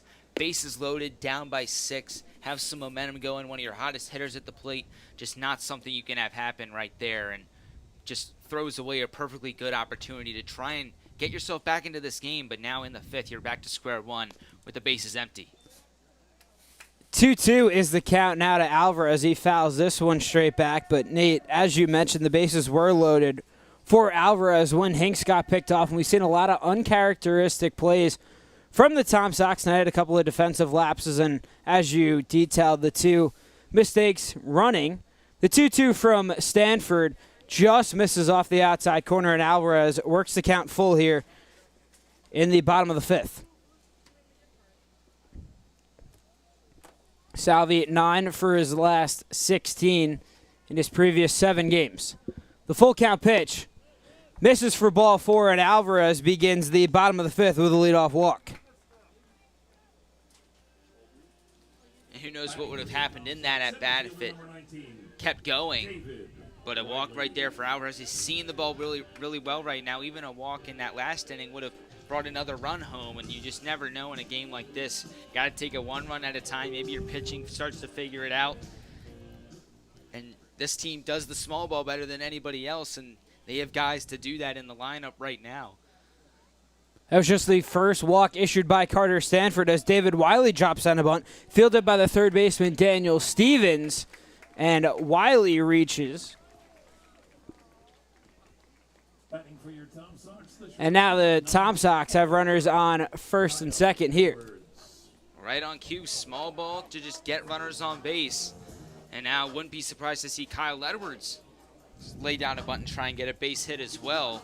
He's been struggling at the plate as of late. Maybe a bunt would get him back on track and really just try and move the runners into scoring position, set something up for Martinez and Arroyo. Edwards 4 for his last 22. Alvarez leads off second. Wiley stands on first base. Carter Stanford working out of the stretch. First pitch, Edwards attempts to bunt, pulls the bat back as the pitch misses off the plate for ball number 1.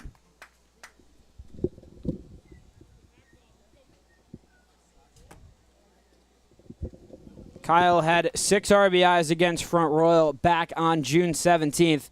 Also hit a home run and had 2 doubles. The 1-0 offering from Stanford. That one runs too far and tight for ball number 2. The walk to Alvarez, just the first free pass issued by Stanford today.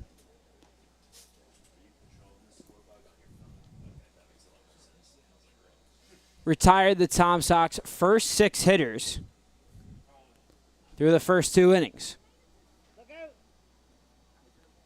The 2-0 to Edwards, wave through on the fastball, moving the count to 2-1. Really good swing there from Kyle. 2-0, get a fastball down the middle of the plate. I love the approach. If you're going to get a fastball to hit right there, you got to take advantage of it. Just went right through it. Stanford's last start came back against Stanton on July 22nd, went 4 innings, gave up 3 hits in that game, struck out 5. The 2-1 to Edwards drops the bunt down, or pulls the bat back. The throw from Popel back to first base, and diving headfirst in is David Wiley, who gets back in time. Similar play to that one that got Hinks at the last inning. If Camp's able to apply a tag, Wiley probably out right there.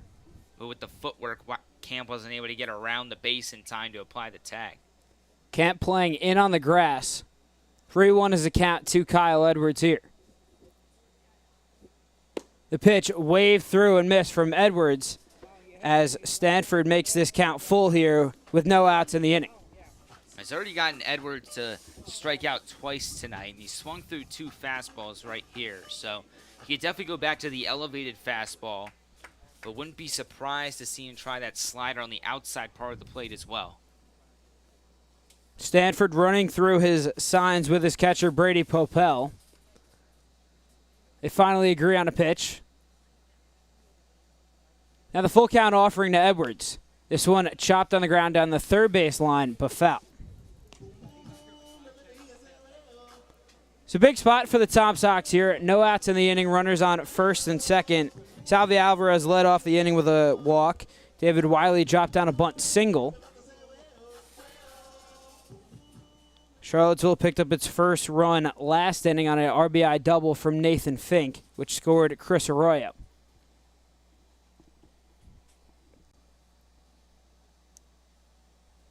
The 3-2 pitch on its way.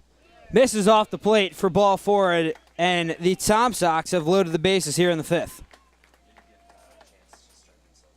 Here we go. Now something's starting to brew for Charlottesville. They had that opportunity in the last inning. It was cut short.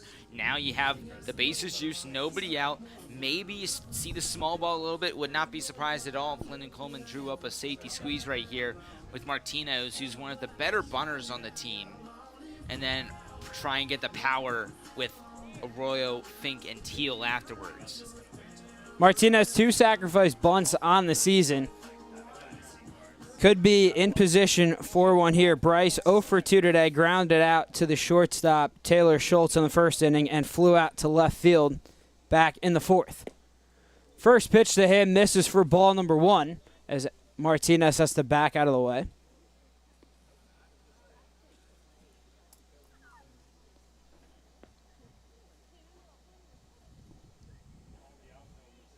Martinez with a 13-game on-base streak. Looking to make it 14 here.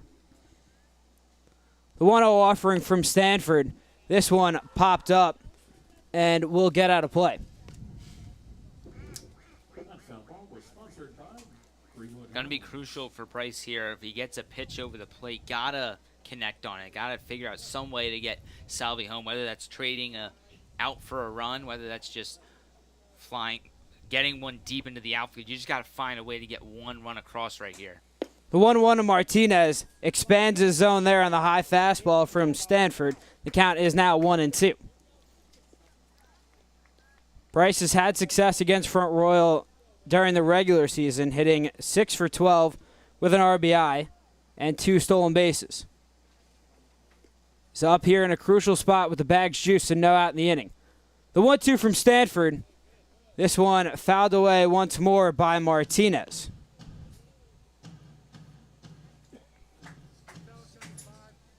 This has been the most traffic so far on the base paths for Charlottesville against Stanford. Stanford out for his 5th inning of work. This start rivaling his one against Newmarket back on July 1st, where he went 5 innings, gave up 1 run, and allowed 4 hits as the 1-2 pitch misses to Martinez, and the count is even at 2-2. Bryce Martinez makes contact as well as anybody on this team. Don't see him strike out a whole lot, and he's been relatively good with runners in scoring position this year. 13 for 40. It's a .325 average. Stanford's 2-2 breaking ball gets Martinez fishing there for the first out of the inning. Bases still remain loaded for the 3-hole hitter, Chris Arroyo.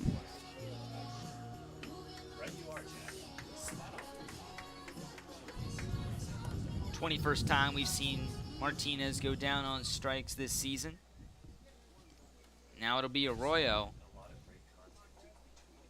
Arroyo reached on a hit by pitch in his last at-bat, came around to score. First pitch swinging, comes up with nothing but air there to begin the at-bat against Carter Stanford. Arroyo had a big bases clearing triple in game 1 of the doubleheader on Sunday in Winchester. Would be a big, crucial at-bat right here if he's able to do so today. The 0-1 to Arroyo misses just off the plate. Stanford going with a breaking ball there. Count is now even at 1-1.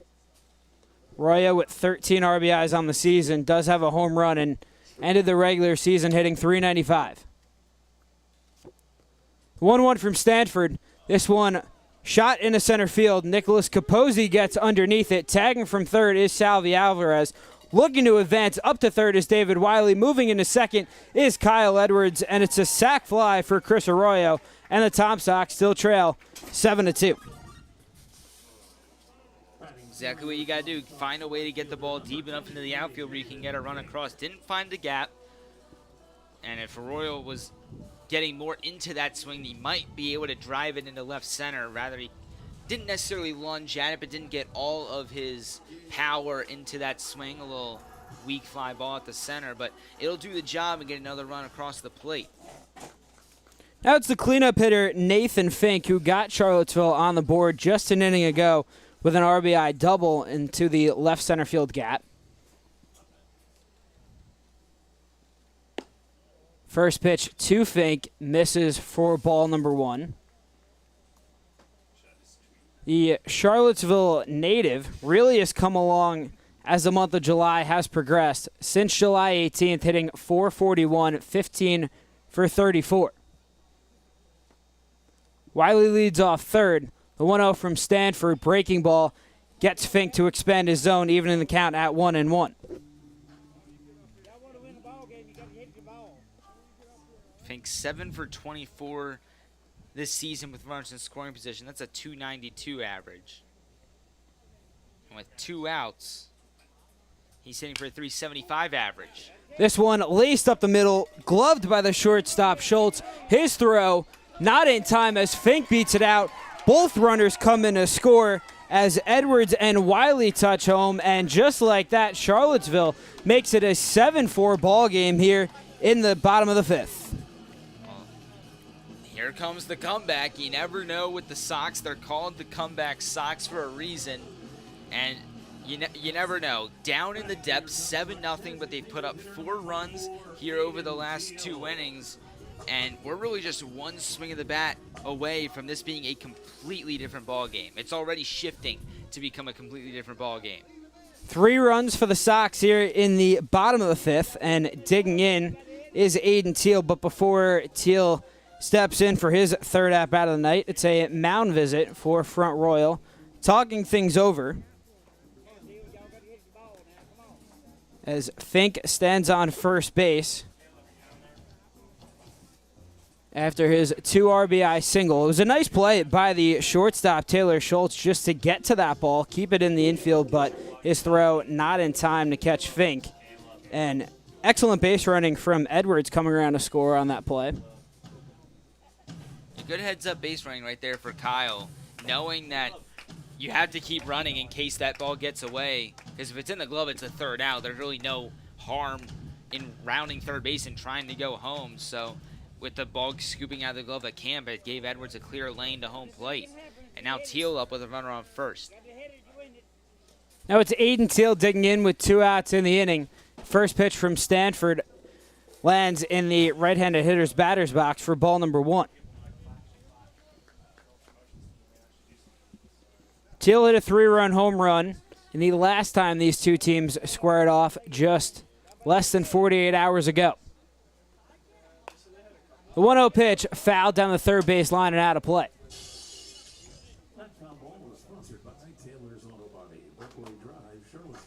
Fink, not really a threat to run off first base, had just 2 stolen bases during the regular season. Count is even at 1-1 here with 2 outs in the inning. The next offering to Teal. Misses inside for ball 2.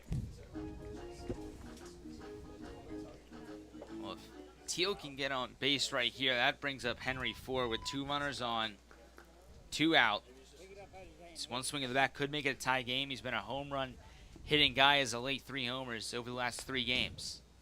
The 2-1 from Stanford fouled right back into the fence behind home plate, and deuces are wild here in the bottom of the 5th. 2-2 count, 2 outs. Tom Sox still trail 7-4.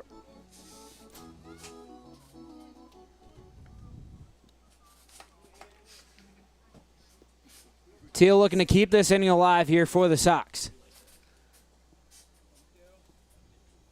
Stanford kicks and deals his 2-2 pitch, grounded off the front foot of Aiden Teal. That one has to sting there, Nate. Yeah, it has to sting, and Lennon Coleman going to come out and check on Teal. He wants to go right back into the batter's box and just shake off the pain. Of course, Teal's had to deal with some injuries as of late, rehabbing from Tommy John surgery. He actually played left field yesterday in game 1 of that doubleheader because of a switch that had to be made due to it being a resumption. Garrett Spikes immediately went into pitch, but with the resumption, David Udagawa is supposed to start that first game before it got postponed due to rain. So Spikes went from left field to the mound, moving Teal out of the DH spot into left field. And with him not being fully rehabbed, whenever he got a ball, he just kind of had to flip it to David Wiley in center to throw it in to the cutoff man. So he's had his fair share of injuries, dealing with them, and right there he avoids an injury, but nonetheless still going to hurt for a little bit. Teal is itching to get back to playing the outfield. Has pretty much been strictly a DH here in Charlottesville as the 2-2 pitch from Stanford misses high. The count is now full with 2 outs in the inning. Teal, a two-way player at the University of Virginia, but hasn't yet really been cleared to throw.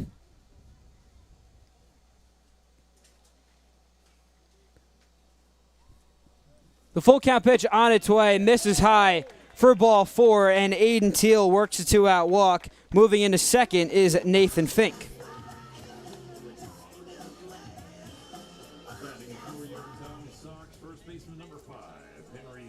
Now it's the power hitting Henry Ford. Ford getting the start at first base tonight.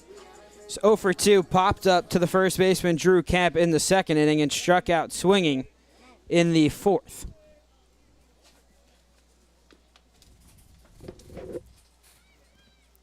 Three home runs for Ford in as many days as the first pitch from Stanford misses off the plate for ball 1.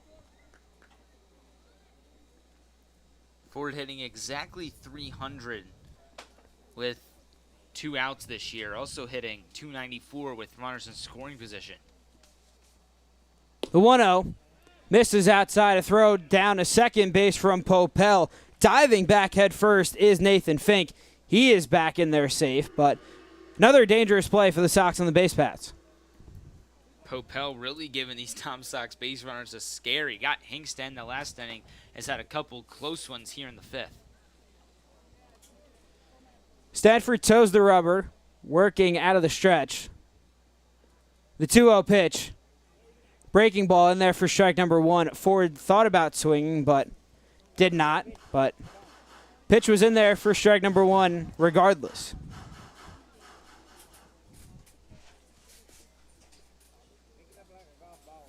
Seven to 4 ball game here at CHO Airport Field. Charlottesville has put up 3 here in the bottom of the 5th after falling down 7-0 after 3 innings. Stanford's 2-1 breaking ball in there for strike 2.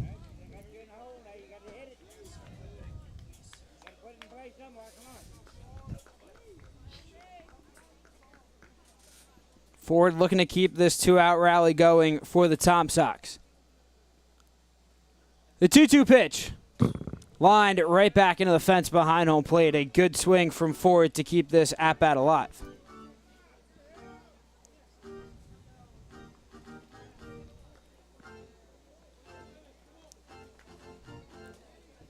Stanford now up to 104 pitches through 4 2/3 innings tonight.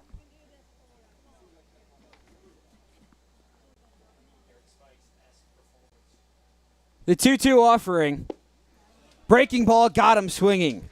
Back-to-back strikeouts for Henry Ford as the Tom Sox strand runners on first and second, but not before they put 3 on the board and make it a 7-4 ball game as we head to the top of the 6th. Don't go anywhere for more Tom Sox baseball right here on Tom Sox TV.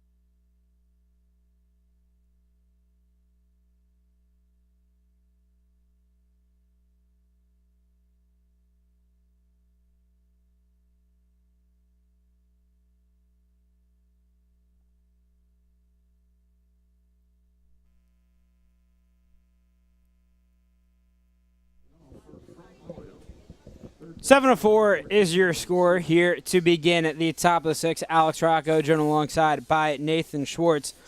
Luke Calveric toes the rubber for a third straight inning. Calveric so far tonight, 2 innings, has allowed 1 hit, walked 2, struck out 1, came in relief of Jeremy Goins, who allowed 11 hits, 7 runs, and 3 strikeouts. First batter facing Calveric is Daniel Stevens, who watches the first pitch run too far and tight for ball number 1. Calveric, he's had his struggles, gave up the single and the walk in the 4th, a walk and 2 hit by pitches in the 5th, but hasn't given up a run, been able to get out of the jam both times. A big backwards K to end the 4th and a 6-4-3 double play in the 5th to get the first 2 outs. So he's really been settling in nicely, and for someone that really hasn't been able to go deep in his outings so far this year, a really solid 2-inning performance for him so far. Calveric goes with the breaking ball on 1-0, gets the strike call. Next pitch from him bounces past Alvarez right to the backstop, clanging off the fence behind home plate.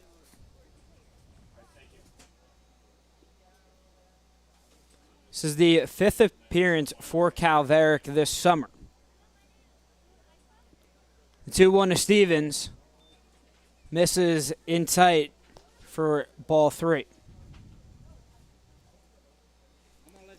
Calveric records 1 more out. It ties him for the longest outing so far this summer. That came back on July 2nd against the Culpeper Cavaliers, where he went 2 1/3 innings. But that out will have to wait as Daniel Stevens works a walk and he trots down to first base, reaching for the 2nd time tonight.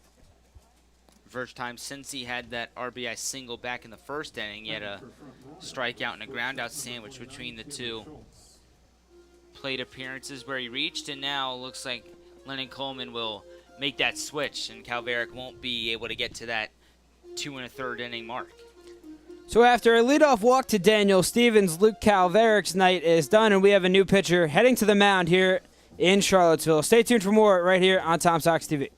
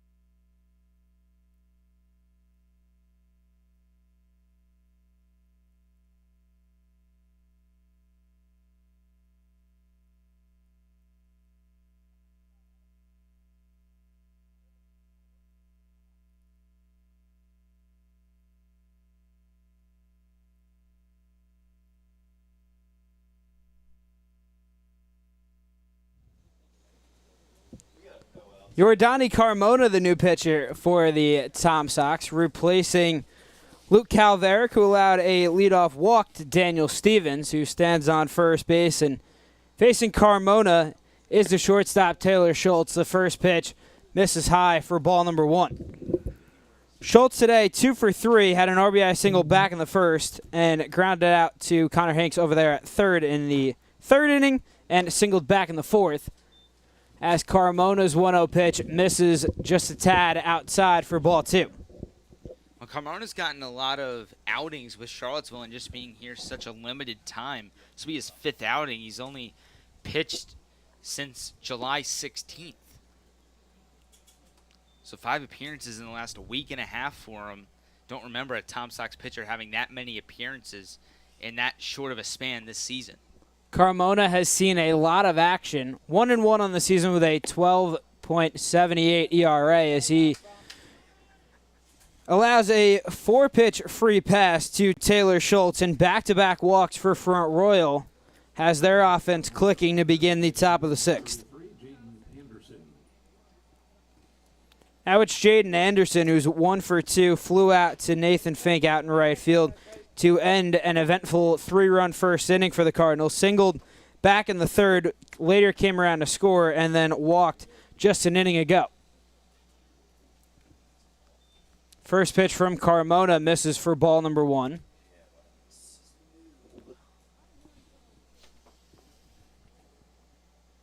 Carmona out of the windup, the 1-0 pitch to Anderson. In there for strike number 1. And the walk has been somewhat of an issue for Carmona over those previous 4 appearances. Gave up 2 walks in his first appearance, and he gave up 2 runs. He gave up 3 walks in his appearance on the 22nd against Strasburg. Stevens takes off for third. He makes it back in time. Alvarez decides to go to first. Nearly picks off Taylor Schultz, but he dives back in head first and safely. So Front Royal now has runners on the corner, still with no outs here in the inning. Going back to that walk point, 3 walks against Strasburg on the 22nd. He gave up 4 runs in that game, and then a walk in his last appearance against Woodstock on Monday. And he gave up 3 runs on 4 hits in those 2 innings. It's the second stolen base for Daniel Stevens tonight.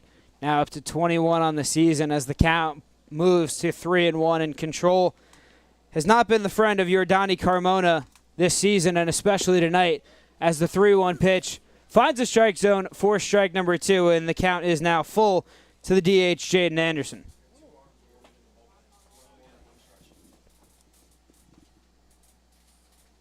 The full count pitch on its way.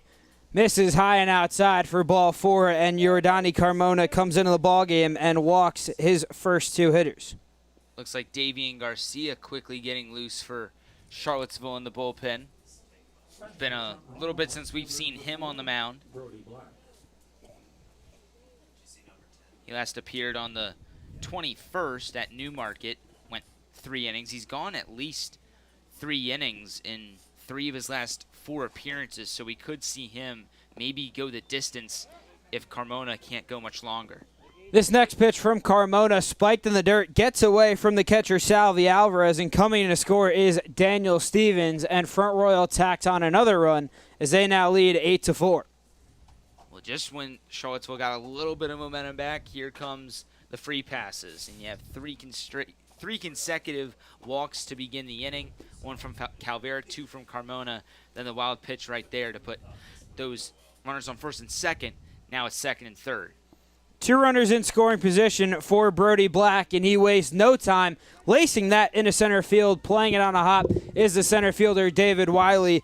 Both Schultz and Anderson come in to score, and the offense has erupted for Front Royal as they now lead 10-4 against the Tom Sox. And just like that, not a 2-out hit for Front Royal. They finally get a hit with no outs, but still does the same damage right there. 2 more runs come to score, and right after that 3-run response for Charlottesville, Front Royal matches it with 3 runs of their own. First pitch from Carmona to Samuel Barber, chopped foul.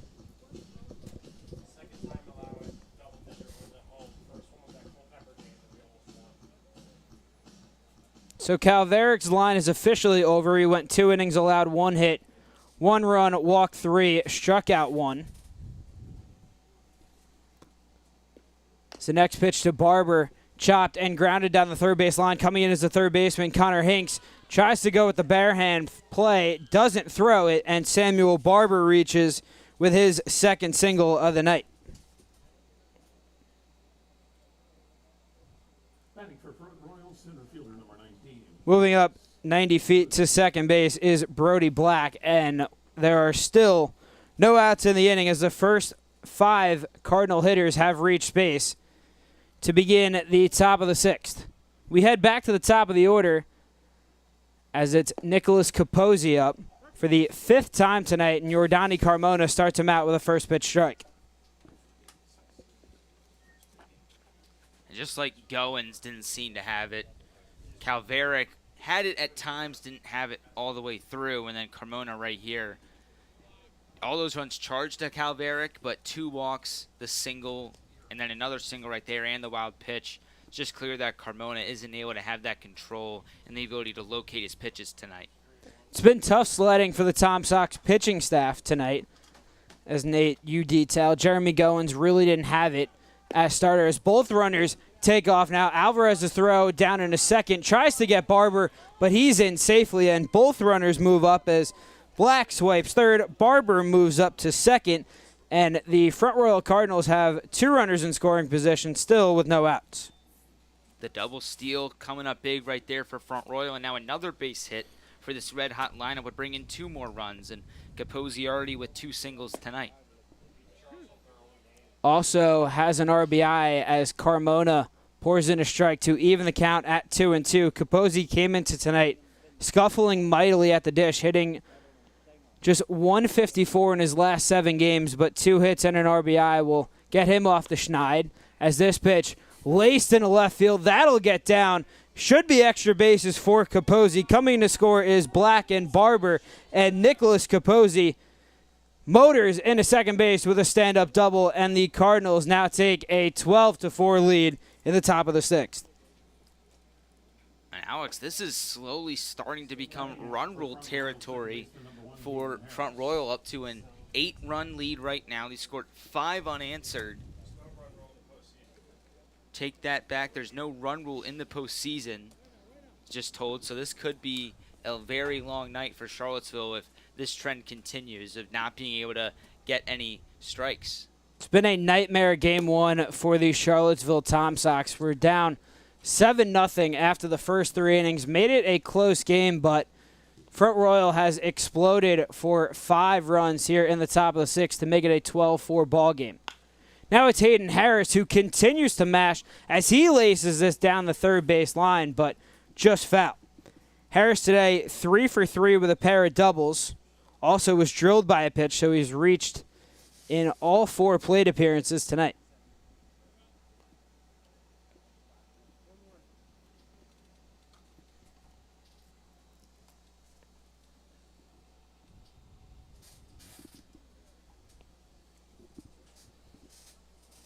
Capozzi, the runner on second. The 1-1 from Carmona.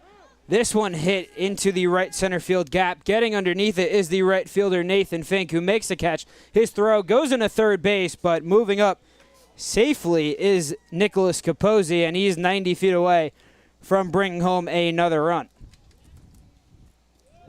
Finally an out there for Charlottesville. Is a really well-hit ball there for Harris, but still unable to really get a grasp on this inning, up to an 8-run lead. And now Drew Camp still looking for that first hit. Did reach base safely in the 5th inning, so everybody's reached base safely now for Front Royal, but Camp is due for a hit, and he's got a runner on third base. So the runner Nicholas Capozzi left early. Charlottesville checking that. Now there's a discussion on the play, but this would be crucial for the Tom Sox, picking up another out and potentially escaping this nightmare inning.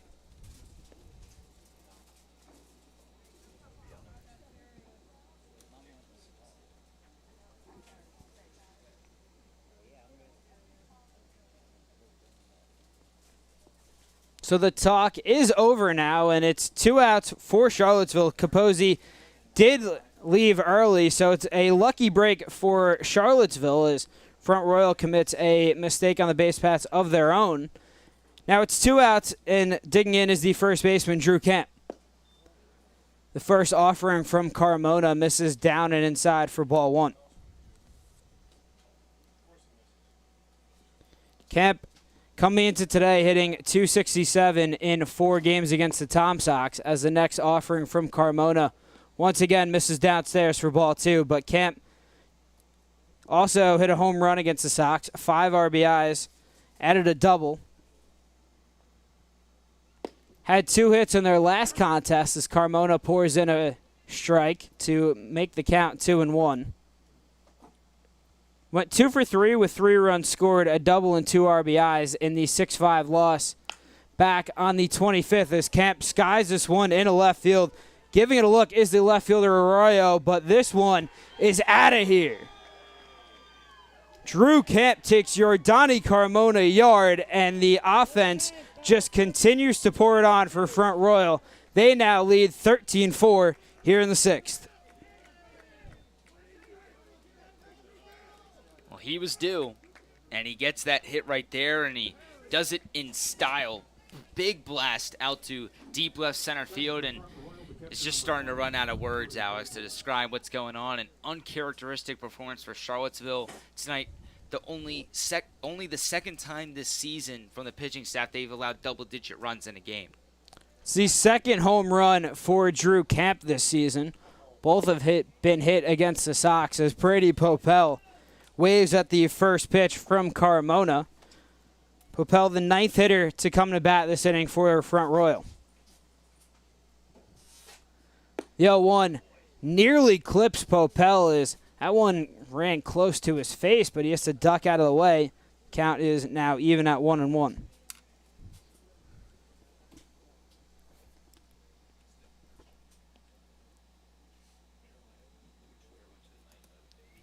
The next offering, breaking ball in the dirt, ball 2.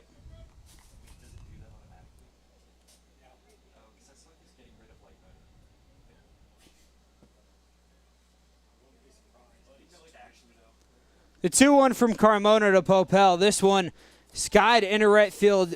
Backtracking it is the right fielder, Nathan Fink, who puts it away for the 3rd out of the inning. But Front Royal just tattoos the Tom Sox pitching staff, and they tack on another 6 runs here in the top of the 6th and lead 13-4 as we head to the bottom of the 6th here at CHO Airport Field.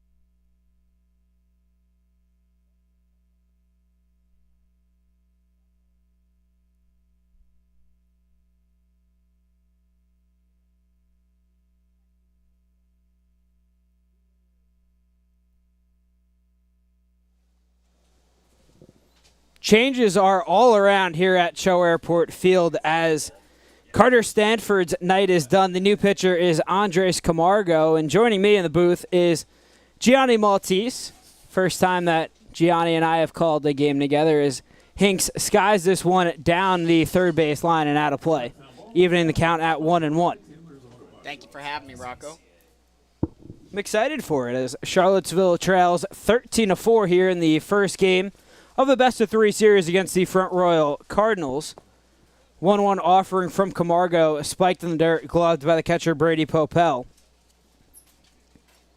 Hinks tonight 0 for 1, grounded out to the shortstop, Taylor Schultz, back in the third inning and was drilled by a pitch in the fourth. The 2-1 from Camargo once again misses downstairs for ball 3. Hinks has been absolutely solid with working the count as he's drawn a walk in 11 of his last 13 games. The 3-1 to Hinks, this one fouled straight back into the fence behind home plate. And you mentioned him drawing a lot of walks. He's reached base now in 15 straight games. That leads the Tom Sox. Has drawn 30 walks so far in 39 games during the regular season. He's going to choke up here a little bit. The full count offering, this one chopped toward the first baseman, Drew Camp, but foul.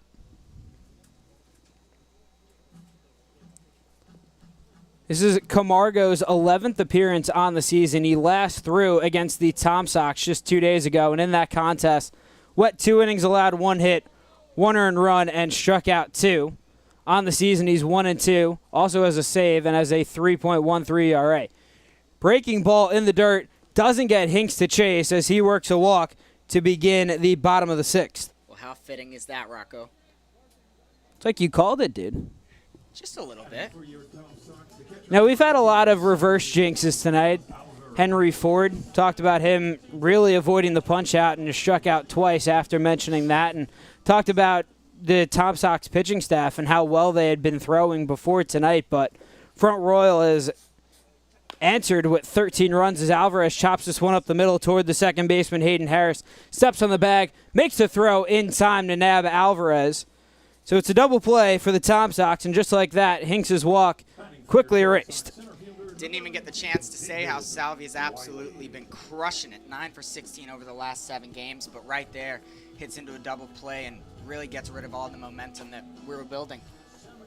Alvarez had reached in his first 2 plate appearances, singled back in the 3rd and walked in the 5th. Later came around to score.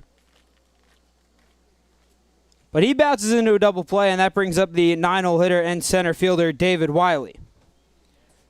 Wiley 2 for 2 today with a pair of singles, and Camargo starts him out with a first pitch fastball that misses way outside.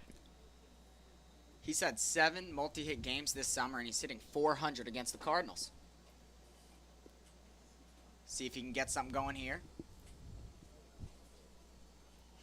Wiley, the Wofford product, tries to hold back on the swing, but that pitch nabs the bat and goes foul, evening the count at 1-1.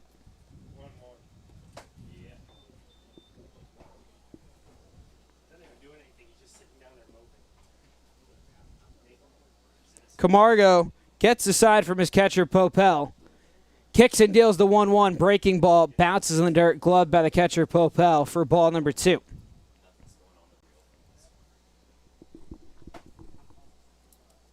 Wiley this summer, .238 hitter, 1 home run, 9 RBIs. His 30th game played with the Sox. Breaking ball misses for ball 3. Definitely getting into a little bit more of a groove as of late. Camargo peers in, gets a sign that he likes. His 3-1 in there for strike 2. The Sox have been able to work the counts, but really haven't been able to fully take advantage of it tonight, Alex. It's been a tough night offensively for Charlottesville. The full count offering misses for ball 4, and David Wiley works the second walk of the inning. Now that's an announcer jinx I'll take. We head back to the top of the lineup with the leadoff hitter, Kyle Edwards. Edwards has been punched out twice tonight, also worked a walk back in the 5th inning. The starter Carter Stanford really did an excellent job out on the mound. Went 5 innings, gave up 5 hits, allowed 4 runs, walked 3, struck out 5, but through the first 3 innings, he was dominant as Edwards fouls this right back into the fence behind home plate. Charlottesville didn't get their first hit of the ballgame until 1 out in the 3rd inning after a Salvi Alvarez single. Yoanna Edwards nearly drills me as he has to duck out of the way.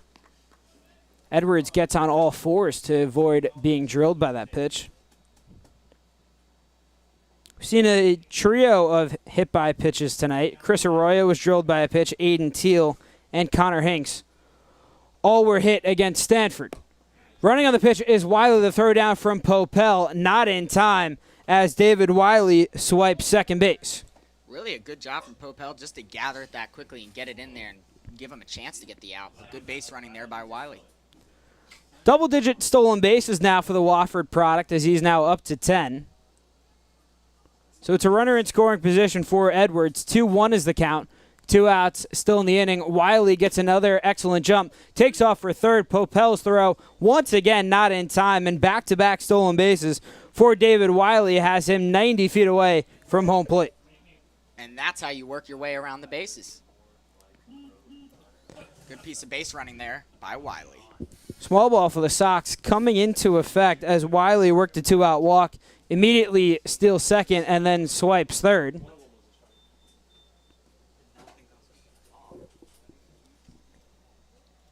Camargo not focused on Wiley on third base. The next offering breaking ball misses.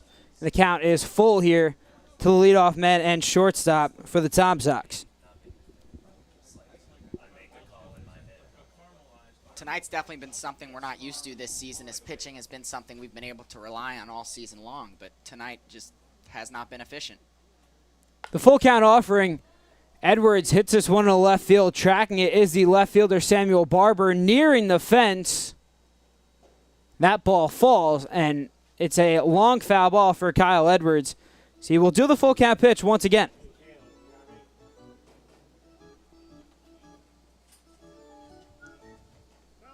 Edwards looking to get his first hit of the postseason, but he has gotten a hit in 24 of his 37 games this season. Hit .273 during the regular season, but struggled down the stretch. 4 for his last 22. Full count offering misses high, and Kyle Edwards works a 2-out walk.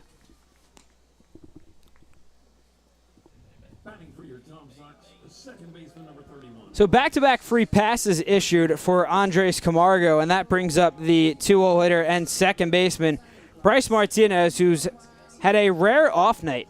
Bryce typically sees the Cardinal pitching staff well. Came into tonight hitting 6 for 12 with an RBI and a pair of walks, but Bryce 0 for 3, the ground-out, fly-out, and a strikeout. Also unusual is he's hitting .340 at home this season, which is 120 points better than the next qualified player, which would be Hinks. It's been a rare hit-or-miss year for the Charlottesville Tom Sox at CHO Airport Field as Martinez fouls this one down the first base line. We've seen performances where the offense explodes for double-digit runs, and then there's other times where they get 1 or 2 hits, and you're questioning, is this the same team that you just watched? But Charlottesville has put 4 on the board. The issue is they've allowed 13 as it's a hit and run for Martinez as this one scoots right through the vacant hole of the second baseman, Hayden Harris, and Kyle Edwards moves up to third base, and Bryce Martinez is on with a 2-out single. There's that hit at home we were talking about. Batting for your Tom Sox, left fielder, Little by little, if you're going to come back in this game, take any runs when you can get them. So it's an RBI single for Bryce Martinez. That's RBI 21 as David Wiley comes in to score. And it's runners on the corners with 2 outs in the inning for Chris Arroyo. Arroyo hit a sac fly in his last at-bat. First pitch misses for ball 1. Before the next offering, we're going to get a mound visit from the Cardinals, just talking things over.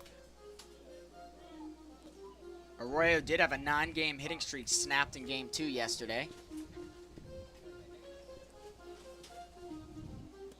Had a sac fly in this one as well as a hit by pitch. And Gianni, tonight's been a struggle for Charlottesville. They fell behind 7-0 early, came back and made it a 7-4 ball game, but they allowed 6 runs in the top of the 6th, which made it a 13-5 game. But now you're in a position with 2 runners on, already brought in a run this inning. What are you talking about if you're the Front Royal coach, just talking things over and settling down your guy in Andres Camargo? Honestly, you just got to let him know right now you have a really manageable lead. Just calm things down. You have 2 outs. Just find a way to get this guy out. Just don't think too much. Now after that mound visit, the 1-0 to Arroyo misses above the belt for ball number 2.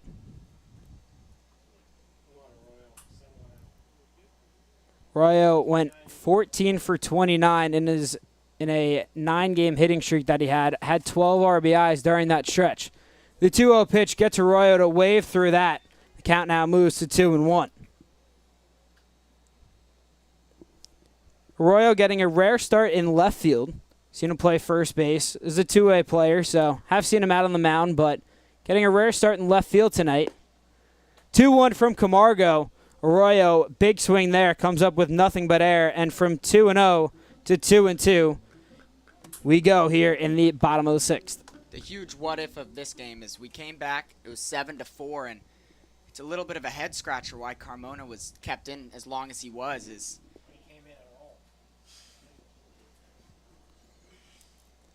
Carmona in the top of the 6th.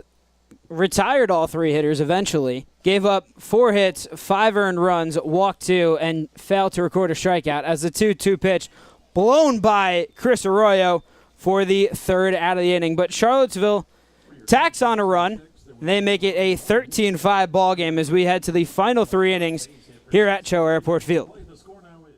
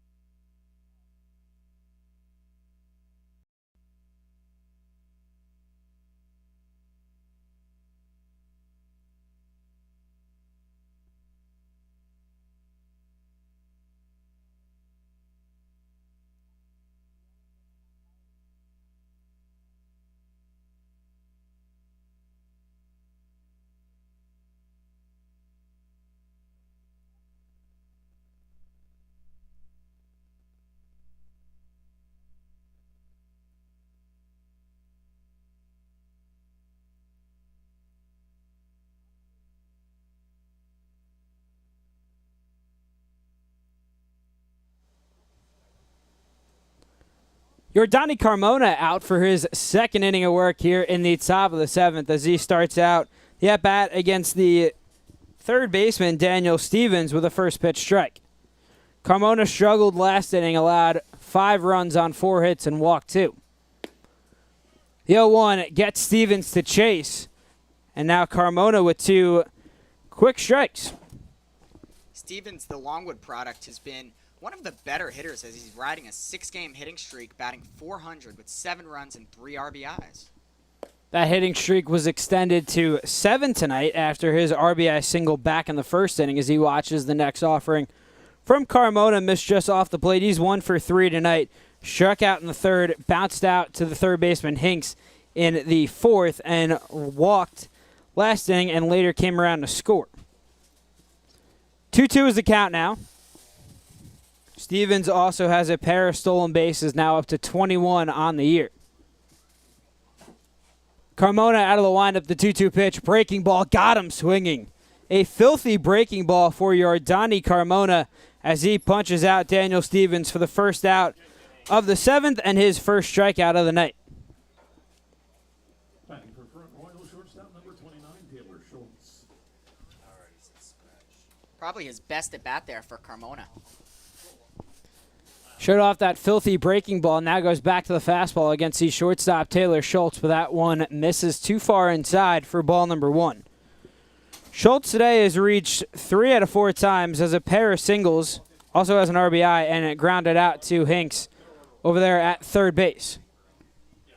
If you're Carmona and the Sox, this is someone you're really trying to get out. He's only hitting 83, 2 for 24 in his last 7 games. It's a bit surprising he's been able to get on base so much against the Sox tonight. Well, Gianni, everyone has hit the Charlottesville pitching staff as Schultz hits this one into the left center field gap, and it just falls between a trio of Tom Sox players as the left fielder Chris Arroyo retrieves that ball, flips it in to Bryce Martinez, who was covering the bag, but it's a 1-out single for Taylor Schultz, his 3rd hit of the ball game. Royal designated hitter number 33, Jaden Anderson.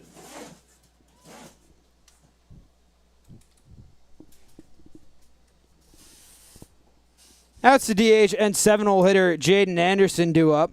Anderson 1 for 2 with a pair of walks in his last 2 plate appearances. He puts a charge into this one. Converging is the center fielder Wiley and Arroyo, but they're both going to watch this ball fly. Jaden Anderson goes yard once again against the Tom Sox. His 3rd home run in just 4 games against the Charlottesville pitching staff. And this game is getting ugly real fast. It's 15-5 in the top of the 7th. He hit 4 homers in his first 13 games and then 0 since July 10. Well, wipe that one off. Jaden Anderson has been on an absolute tear in the month of July. Came into tonight hitting .341 with a home run and 15 RBIs, but he's only added to that after his 2 for 3 performance here tonight. And we're not done yet, Rocco. Now it's Brody Black due up as Carmona starts him out with a first pitch breaking ball in there for strike number 1. Carmona now has allowed 7 earned runs, which he surpasses Jeremy Goins, tonight's starter, who allowed 6. Definitely not a good competition to win there. You know, Gianni, I think you might be right about that one. 0-2 is the count here to Brody Black. Black also 2 for 4. Breaking ball bounces off Alvarez and back to the backstop. Count now is 1-2. Came into this matchup 1 for 6. Well, you can wipe that one off the board as well, as all the hitting matchups have kind of turned into nightmares thus far. Everyone in the Front Royal lineup has an RBI. That's been the type of night it's been for the Tom Sox as Black skies this one down the first base line and foul.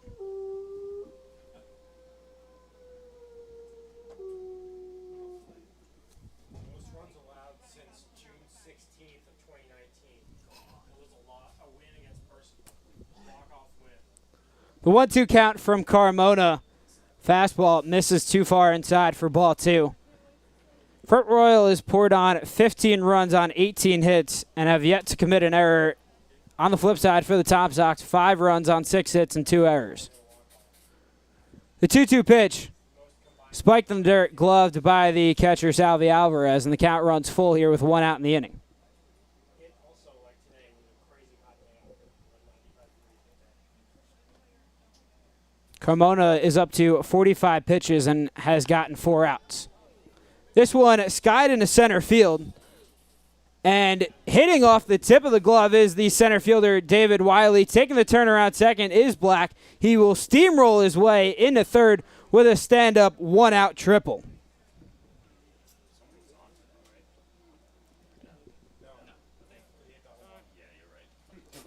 As LC comes out, head coach Lyndon Coleman will come out, talk things over with Carmona, as Garcia has been warming up for about 2 innings. We'll see if that's him making his way.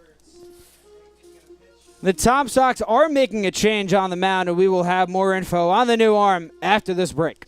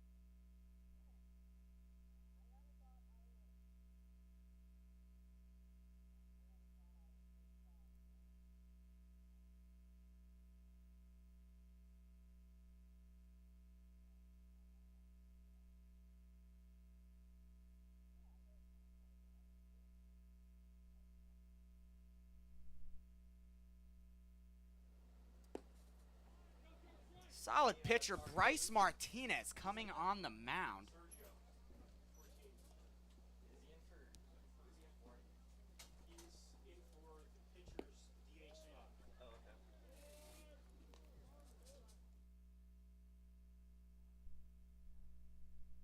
Count.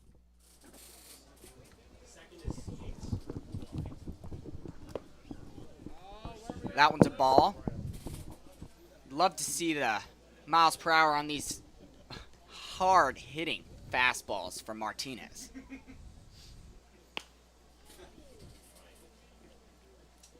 That one goes to right field as Fink will just pick that one up and another run comes in for the Cardinals. Man, Gianni, Samuel Barber has absolutely crushed Tom Sox pitching staff. That's now his third single tonight. Had 3 RBIs in the first game against them. Has 3 RBIs now, so Barber really making his presence known at the bottom of this Cardinal lineup. I'm not going to lie to you, Rocco. If you can find a batter who hasn't had success tonight, that one's hit way deep, just hits the wall. Stand-up double. That was another double from Nicholas Capozzi, who doubled last inning. There are really just no words to describe this performance. I think the best way to put it is the Tom Sox are looking forward to Game 2 in Front Royal. Quite frankly. That one's fouled off.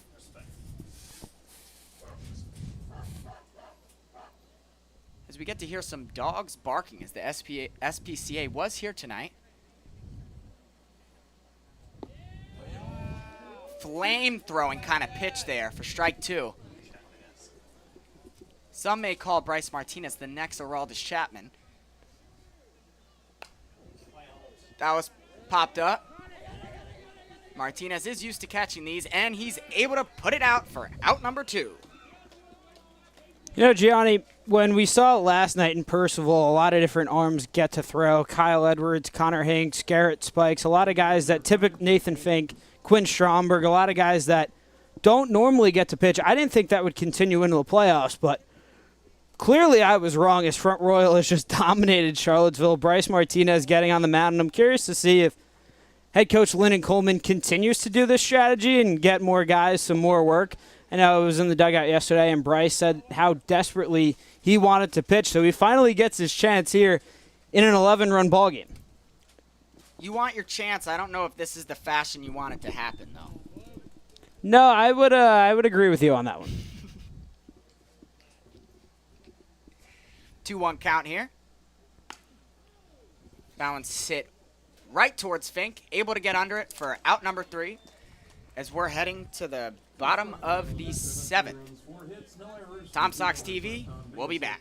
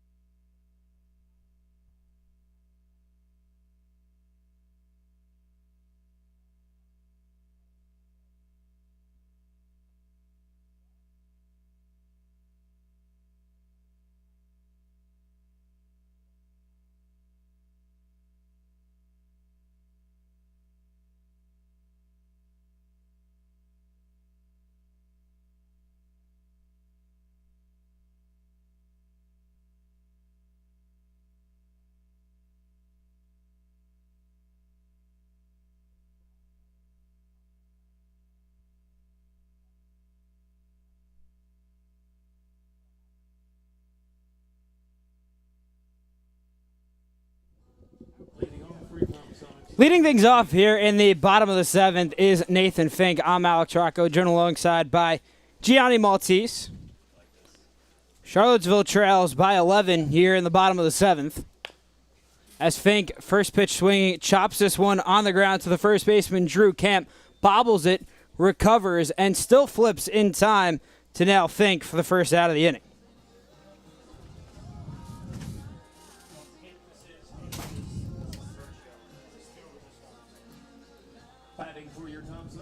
Now coming in to hit is number 14, Sergio Rivera. Was the spot for Aiden Teal. Teal went 0 for 1 tonight, was hit by a pitch and also walked back in the 4th and 5th innings. Rivera coming into this one is 2 for 6 versus the Cardinals this season, and he also just had his 3rd multi-hit game of the season yesterday. Rivera, another one of those guys that pitched yesterday in Percival. Hitting .229 this season. Does not have an extra base hit, but has 14 RBIs. The 0-1 pitch misses just off the plate for ball 1.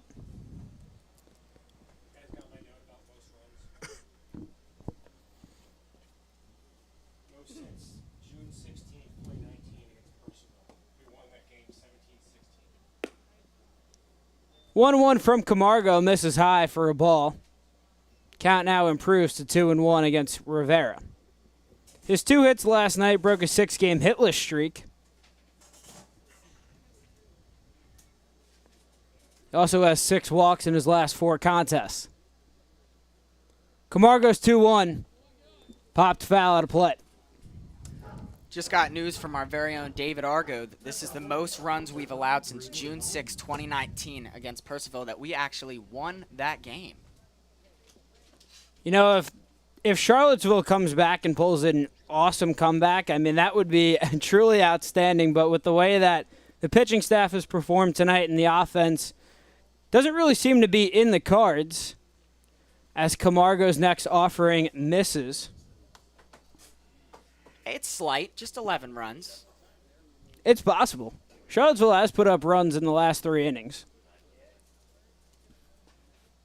1 in the 4th, 3 in the 5th, and 1 in the 6th as Andres Camargo blows a fastball right past Sergio Rivera for the 2nd out of the inning. For your Tom Sox, number 5, Henry Ford. You know, Gianni, we were talking about it in the middle innings, but this performance really rivals none that we've seen from Charlottesville this year. And to go back to my short-lived baseball playing days, I one time had a speech given to me that, you know, it could fire up the Tom Sox. My coach one time said that we were a disgrace to the uniform we were wearing. Not to say that tonight's performance is a disgrace to the uniform performance tonight for Charlottesville, but it's definitely a game that they want to have back as Henry Ford watches a pitch go back to the backstop. And as of now, there is always tomorrow. There is always tomorrow. Tonight's game 1 of a best-of-3 series. The Sox will hit the road and travel to Front Royal tomorrow for game 2. The 2-0 pitch from Camargo in there for strike 1. Ford today 0 for 3 with a pair of strikeouts. Hadn't struck out in his last 5 games. And he comes up with nothing but air here against a fastball from Camargo.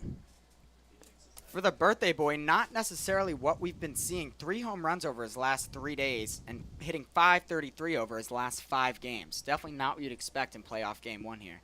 It's been a season of streaks for Ford as the breaking ball doesn't get a handle on it from Camargo as that one never broke. The count is now full with 2 outs in the inning. Ford was on fire to begin the season, hit .500 in his first 4 games, then missed 3 weeks with an injury, came back and hit just .118. But ever since then, he's been on an absolute tear, and he works a walk here to continue this inning.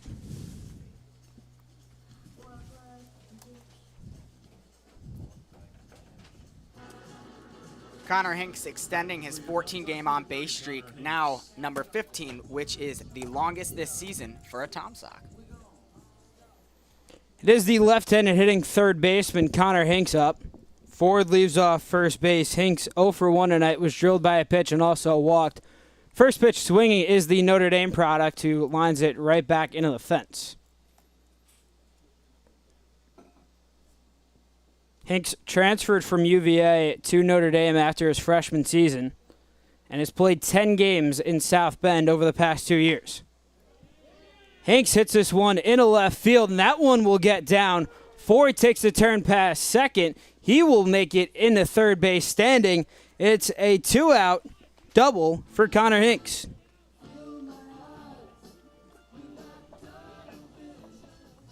It's the 5th double that Hinks has hit this season through 40 games.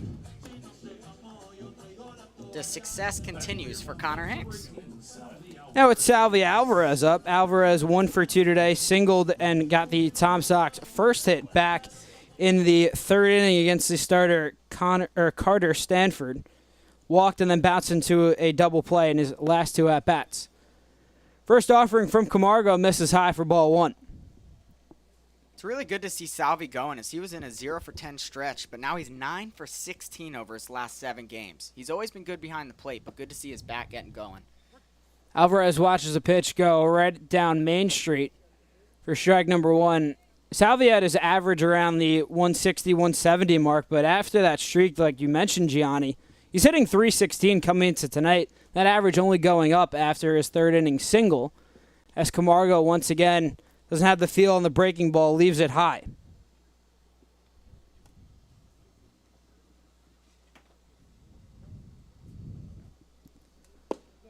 Two-one.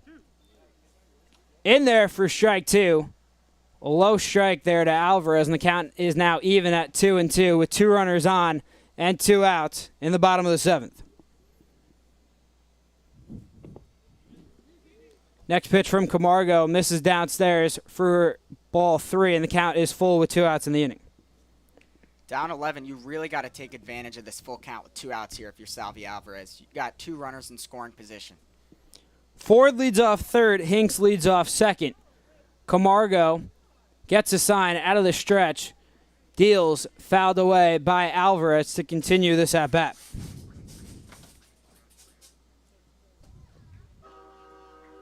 Alvarez's first hit in a Tom Sox uniform actually was a triple that he hit in the right field. 3-2 pitch. Pops straight up, and we'll get out of play. That foul ball was sponsored by Taylor's Auto Body. Salvi transferred from Florida to Florida Southwestern after his freshman season with the Gators. Did not appear, but as a senior in high school, hit .526 with 25 RBIs in 24 games. The full count pitch once more. Misses just off the plate, and Salvi Alvarez draws a walk to load the bases. The second free pass issued by Camargo this inning. Pinch hitter Brady Gump coming with a bases loaded opportunity with 2 outs here in the bottom of the 7th. Gump pinch hitting for David Wiley. Wiley was in center field, was 2 for 2, also walked his last at bat and stole second and third before coming around to score on the single from Bryce Martinez. And Brady Gump has been on a power surge as of late and just a surge at the dish. His average was 178. That's rose all the way up to 228, is on a 4-game hitting streak with a home run and 4 RBIs. The 1-0 misses again, too far high and in tight, and Gump works the count to 2-0 here. He's also hitting 2 for 7 versus the Cardinals this season, and like you mentioned, him getting on base more, getting more hits, it has to be a huge weight lifted off of his shoulders, as he had a lot of early season struggles this summer. 2-0 to Gump taken for strike number 1, but definitely was struggling in the early part of the season, but as he gained more experience here in Charlottesville, his bat picked up, has always been a steady defender as he fouls this right back into the fence behind home plate, and the count is now even at 2-2 with the bases loaded. Brady played 35 games at Notre Dame this past season, hit .244 with 2 home runs and 7 RBIs. Camargo steps off the mound.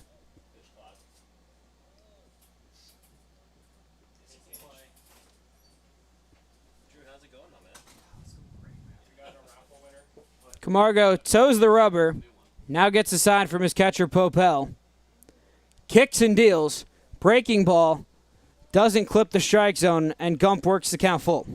Camargo's really having struggles getting his curveball to dip, staying high on a lot of his pitches. Camargo has issued 5 walks so far, bases loaded, runners on the move, and Gump fouls this off, keeping this at-bat alive.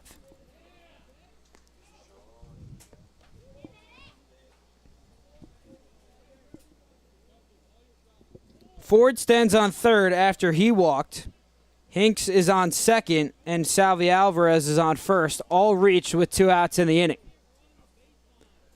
The full count pitch once again, runners take off. Gump fouls this away, spoiling another put-away pitch from Andres Camargo.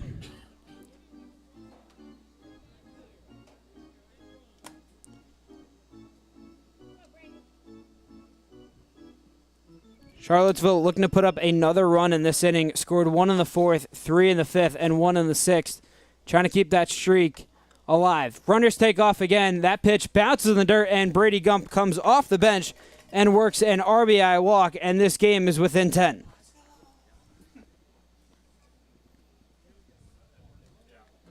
Getting back to the top of the order here with Kyle Edwards. 3 walks this inning for Camargo. He's now up to 6 in the game. This will have a pitching change.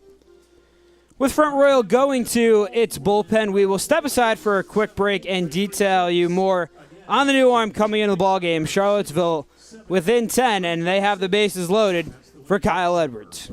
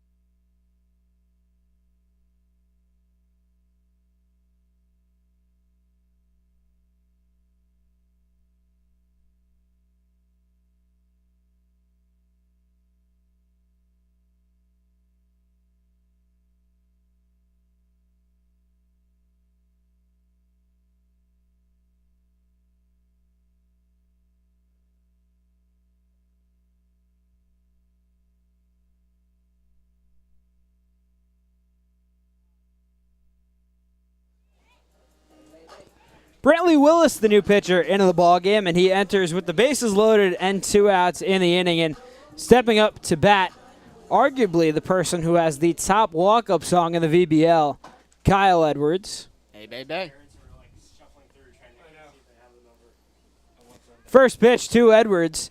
In there for strike number 1. Kyle tonight 0 for 2 with 2 strikeouts. Walked back in the 5th and 6th. Johnny, what do you have for me on the new Armin Willis? Not only is he a two-way player hitting 288, but he's pitched with 4 appearances, only 5 hits allowed, and with 3 2/3 pitched, 8 strikeouts and 0 earned runs, all while having a 6-game hitting streak. Sure, the Front Royal staff would take another one of those strikeouts here to end this bases-loaded threat for the Sox as Edwards foul tips this right into the glove of Popel. One and only Leanna Marshall. Charlottesville entered the VBL playoffs as the top seed, Front Royal the 8 seed. But it has been completely reversed as they're up by 10. Edwards spoils the 1-2 offering, fouling it right back into the fence.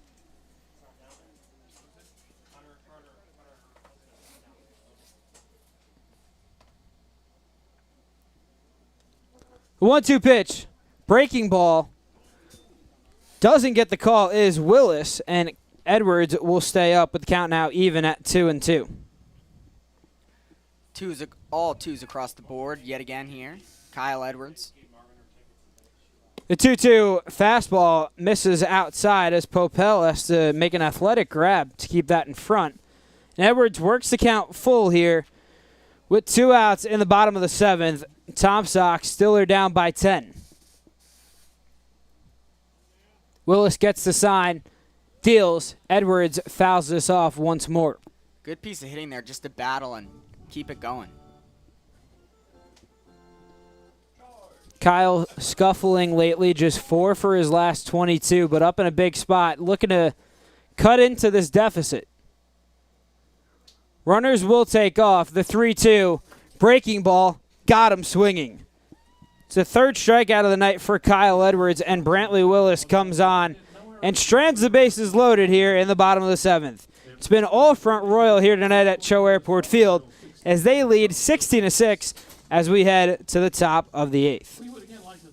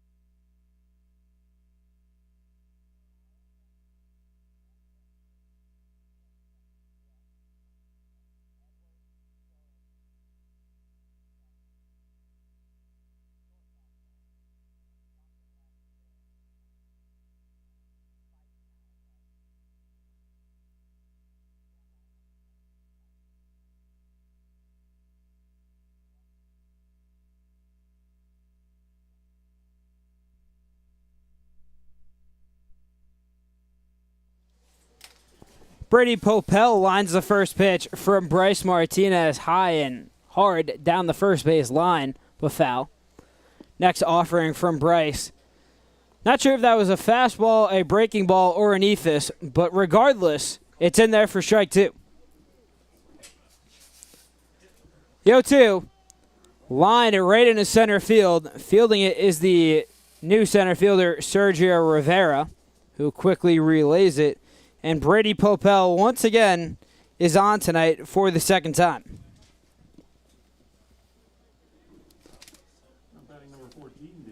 Here's a quick look around the VBL playoffs. Front Royal beating Charlottesville 16-6. That was the 1-8 matchup, and Stevens pops this up. Giving a look is the first baseman, Chris Arroyo, but that's out of play. Going back to these playoff matchups, Strasburg and Woodstock. That game, Woodstock leading 11-7. That is in the top of the ninth. As Stevens hits this one into right field, moving over is the newly inserted right fielder, Garrett Spikes, who puts it away for the first out of the inning. But once again, going back to these playoffs, I'm determined to say the scores before another out. But Culpeper and Winchester, that game in the top of the sixth, the Royals lead 6-4, and Harrisonburg has a 9-7 lead over Covington in the top of the seventh. Now it's the next hitter, Taylor Schultz, up after Daniel Stevens popped up to Spikes out in right field. Spikes back in right field after catching last night. Also threw 109 pitches as Martinez pours in a strike to even the count at 1-1 to Schultz. Bryce out of the stretch, and Schultz pops this one out into foul territory. Schultz tonight 3 for 4 with an RBI. Really struggled coming into today, but it's a breakout game for him as he puts a charge into this one. Deep into left field, moving over is the left fielder Brady Gumpf, who makes the catch for the second out of the inning. 2 loud outs, but nonetheless, Martinez able to get 2 outs here in the top of the 8th. Batting number 33, Jaden Anderson. Now Jaden Anderson coming up. Had a 2-run dinger in his last at-bat. Martinez, the 4th pitcher used for Lyndon Coleman today, as he starts out Anderson with a first pitch strike. Jeremy Goins got the starting nod. He went just 3 innings, gave up 11 hits, 7 runs, struck out 3. Luke Calvera came in, worked 2 innings, gave up 1 run, walked 3, and then Jordani Carmona came in and in 1 1/3 innings allowed 7 hits, 8 earned runs, 2 walks, and struck out 1. The 1-1 from Martinez to Anderson gets the call on the inside corner. Bryce so far, 1 1/3, 3 hits allowed. Has yet to give up a run. You know what he's looking for right here. Ephus doesn't get the call there to Anderson. Now the count is even at 2-2. Anderson tonight 2 for 3, singled and later came around to score in the 3rd, and as Gianni mentioned, hit a 2-run shot just an inning ago as he laces this one off Connor Hinks, who was playing right up the middle at second base and into center field for another hit for Jaden Anderson, and Front Royal has another 2-out single. Now batting number 4, Brody Black. Really, the name of the game tonight for the Tom Sox pitching staff is not being able to get that 3rd out. It's absolutely killed us tonight. As this pitch hit in the left field and played by the center fielder Sergio Rivera, coming in to score is another run for Front Royal. Anderson moves up to third base. Coming to score was the catcher Brady Popel. It's an RBI single for Brody Black, and Front Royal now leads 17-6. Now batting number 26, Samuel Barber.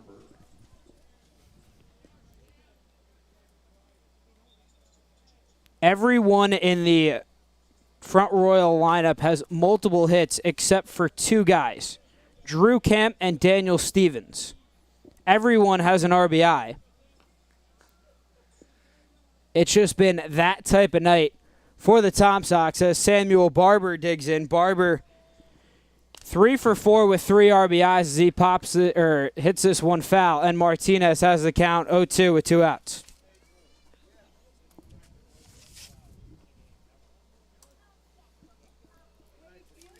Martinez peers in, gets the sign from Alvarez. Kicks and deals the 0-2. Put some extra heat on that one. But doesn't get the call. It's the most runs we've ever allowed in a game. Well, scratch the stat I said. This is the most runs we have ever allowed in a Charlottesville Tom Sox game. We've done 16 twice. Wow. Hit 16 twice, but never 17. Not a stat you want to hear in the playoffs. Well, the one good thing for Charlottesville is that you move on to Game 2 tomorrow, back on the road in Front Royal, as the 1-2 pitch to Barber grounded down the third base line, nearly gloved by Brady Popel, but tried to go with the one-handed snag, but came up with nothing but air. But this is Game 1 of a best-of-3 series in the VBL playoffs. Charlottesville entered as the top seed after a 28-win regular season. Martinez punches out Samuel Barber to end an eventful 8th inning. Front Royal leads 17-6 as we head to the bottom of the 8th inning right here on Tom Sox TV.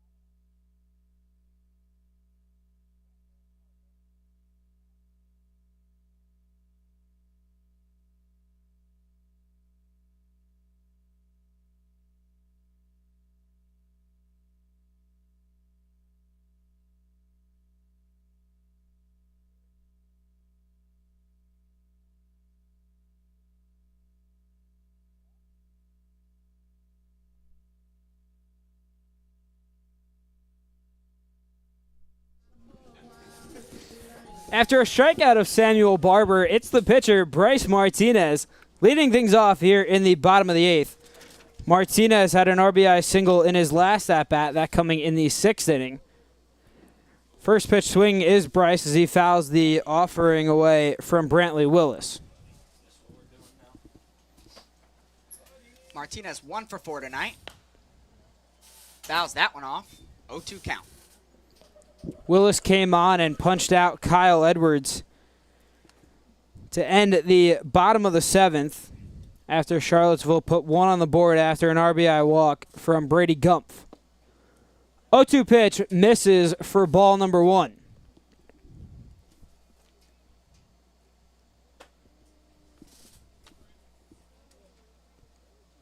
Willis is 1-2, breaking ball, doesn't get a handle on it, and misses high for ball 2.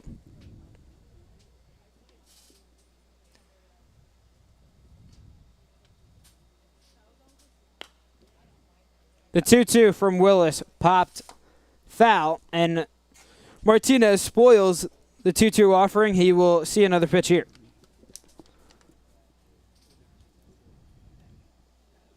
Breaking ball misses above the belt for ball 3.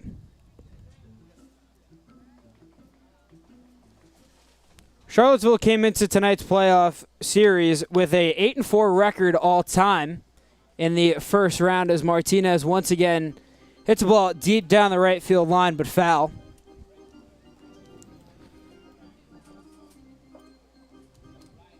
Charlottesville is 21-8 all time in the playoffs.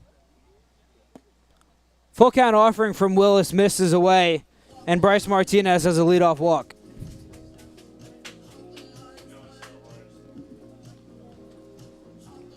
Tom Sox have 6 runs on only 7 hits in comparison to the Cardinals getting 24 hits through 8. A lot of the Tom Sox damage has come via the walk. as Front Royal has issued double-digit free passes now with 10. Chris Arroyo swings at the first pitch, chops it down the first base line near the Tom Sox dugout, and foul.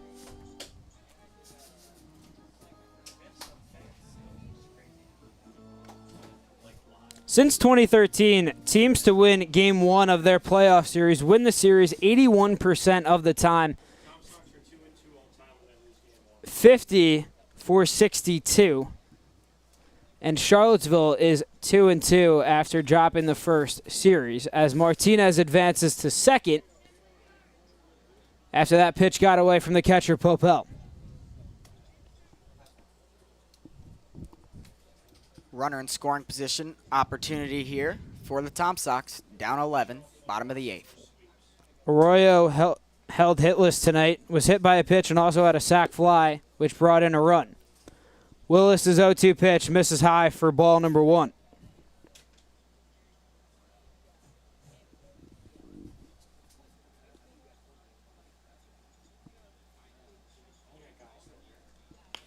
One-two pitch, chopped on the ground to the shortstop, Taylor Schultz. Fields it cleanly, his throw, spikes in the dirt. And making the scoop is Drew Kemp for the second out of the inning. What a great, first out rather. What an excellent play from Schultz and the first baseman Kemp. Up 11, it's so easy to play nonchalant, but what a play there by Camp.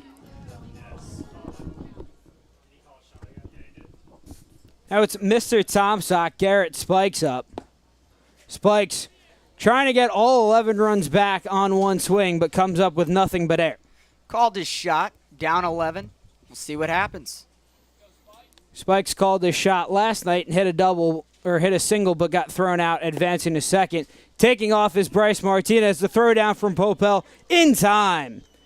Brady Popel guns down Bryce Martinez for the second out of the inning.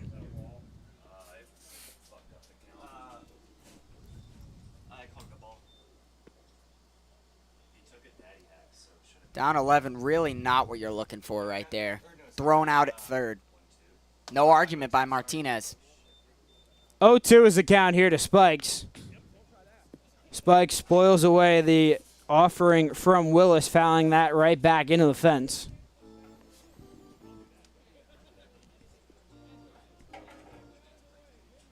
And Garrett Spikes has played every single position in a Tom Sock uniform, even caught last night.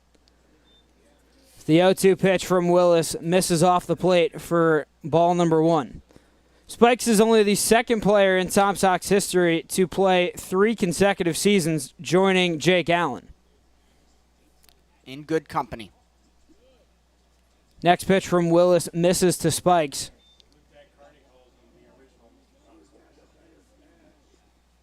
Calling his shot yet again. Spikes also hit 2 doubles yesterday at Percival, which pushed him in the lead all time for doubles. And after calling his shot, strikes out and tries to make his plea to the home plate umpire, Mike Mackey, that he foul tipped it. But regardless, the catcher Brady Popel caught it, and Garrett Spikes is set down for out number 3. We head to the top of the 9th with Front Royal leading 17-6.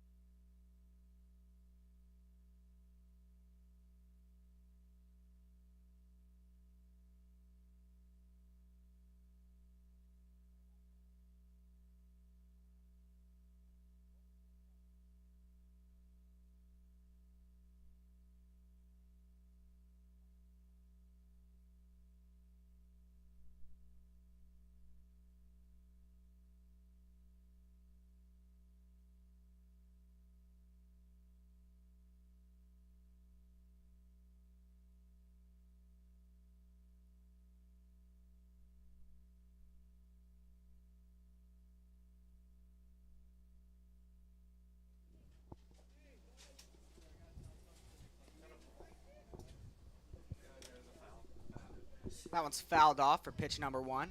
Martinez still on the mound, as I'm joined alongside now Jacob Tisdale. Yeah, happy to be here. All credit to our broadcasting partners, Alex Rocco, Nathan Schwartz, consummate professionals, the both of them. But, you know, I'm looking to bring a different energy here. I'm off to say it's never over, and, you know, the comeback sucks. You're looking at the score right now, you might have a bad feeling, but I'm here to change the energy, you know, try to switch up the vibe and give these Sox some life as they are down to their final 3 outs. Well, they're going to need it, Jake. Now batting number 1, Hayden Harris. Hayden Harris now batting.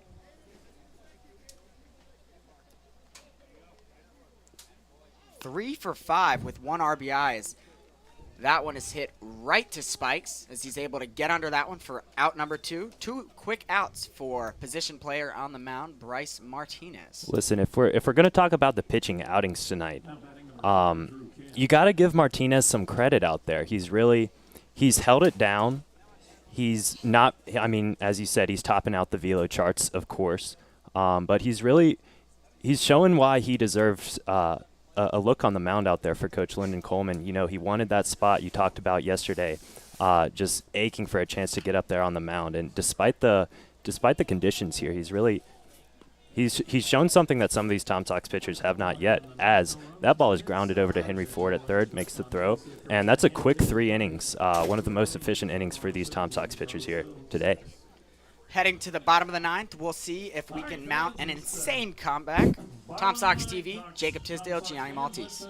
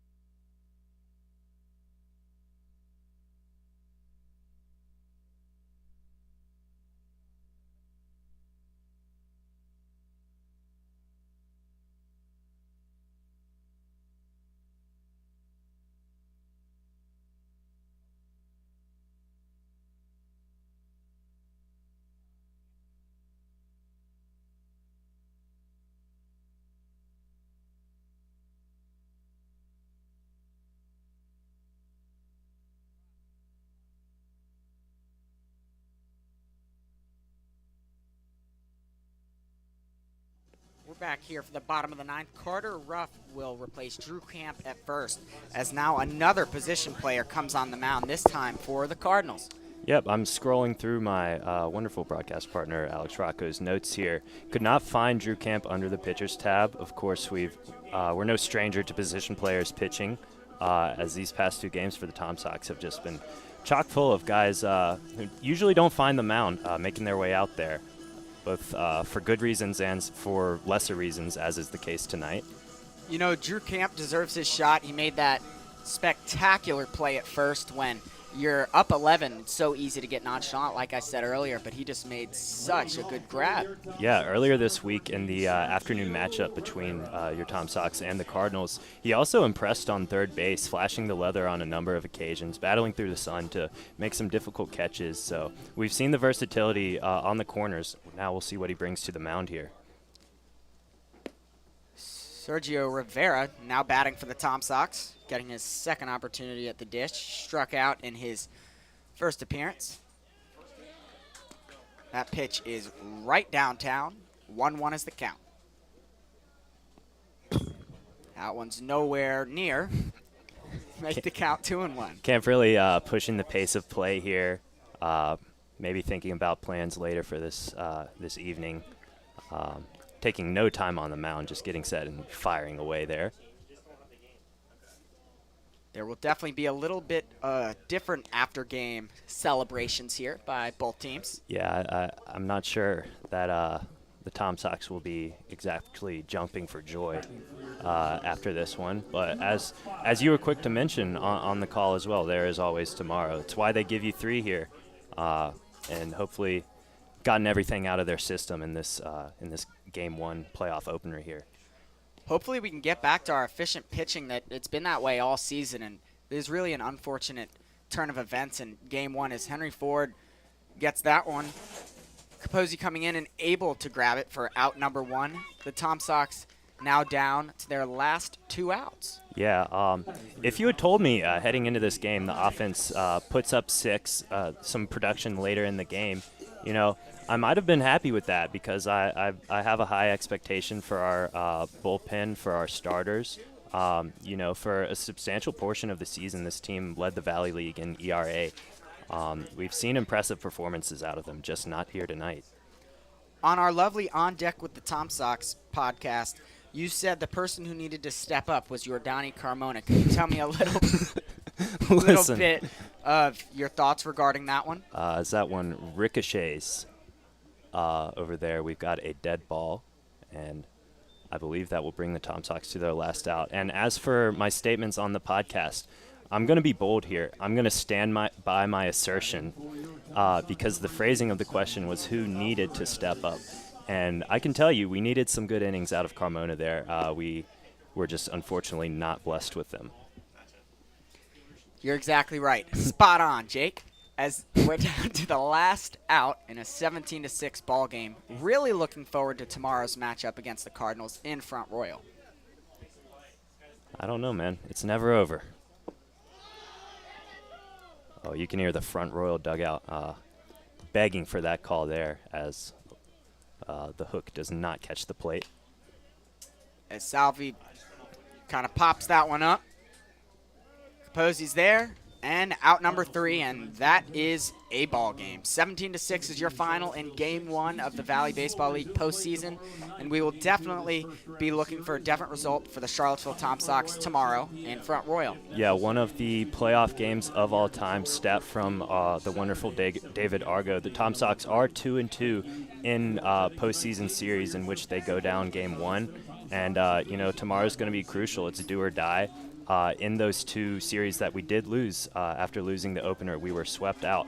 So, going to have to bring your A game tomorrow in Front Royal and make sure these Cardinals don't go ahead and cause an upset. Charlottesville is no stranger to upsets. We've seen the 16 seed take down a Charlottesville team in the NCAA men's basketball tournament, and we're looking to avoid that here, but early signs not looking so good. So they're going to have to bring their all tomorrow. Getting into stats a little bit, surprisingly, the most, again, keep in mind what the score was, but the most efficient pitcher out there, Bryce Martinez, a position player, 2 2/3 innings pitched, allowed 5 hits and 1 earned run. What you're going to need tomorrow from the Charlottesville Tom Sox is our starter, Jeremy Goins, tonight, allowed 7 runs, 6 of them earned through only 3 innings pitched, and hit nearly 70 pitches through 3 innings pitched. You're going to need a pitcher that's going to be able to go the distance and give your hitters more of a chance. Yeah, I mean, with the deficit coming early here, that just takes the team out of the game before it's even begun, really. And as an offense, not the strongest performance by any means, but there's only so much you can do when you look out at the scoreboard early in those games and it already feels out of reach. That completely changes the temperature of the team for sure. You got to give credit tonight to the Front Royal Cardinals as they did come to play. Yeah, they came out swinging for sure. I mean, I don't think anyone could have predicted this outcome here, but 17 runs, and they were equally dispersed across the innings. Of course, you have that 6-run explosion there in the 6th, but they never relented. They never really gave the Charlottesville Tom Sox a chance to make that comeback that we were looking for all evening here. Thank you for joining me, Jake. And of course, that'll anytime. be all for tonight on Tom Sox TV. Look forward to tomorrow's game, 7 p.m. start time, against the Front Royal Cardinals for Game 2. That's right. For Gianni Maltese, I'm Jacob Tisdale signing off. Have a good night.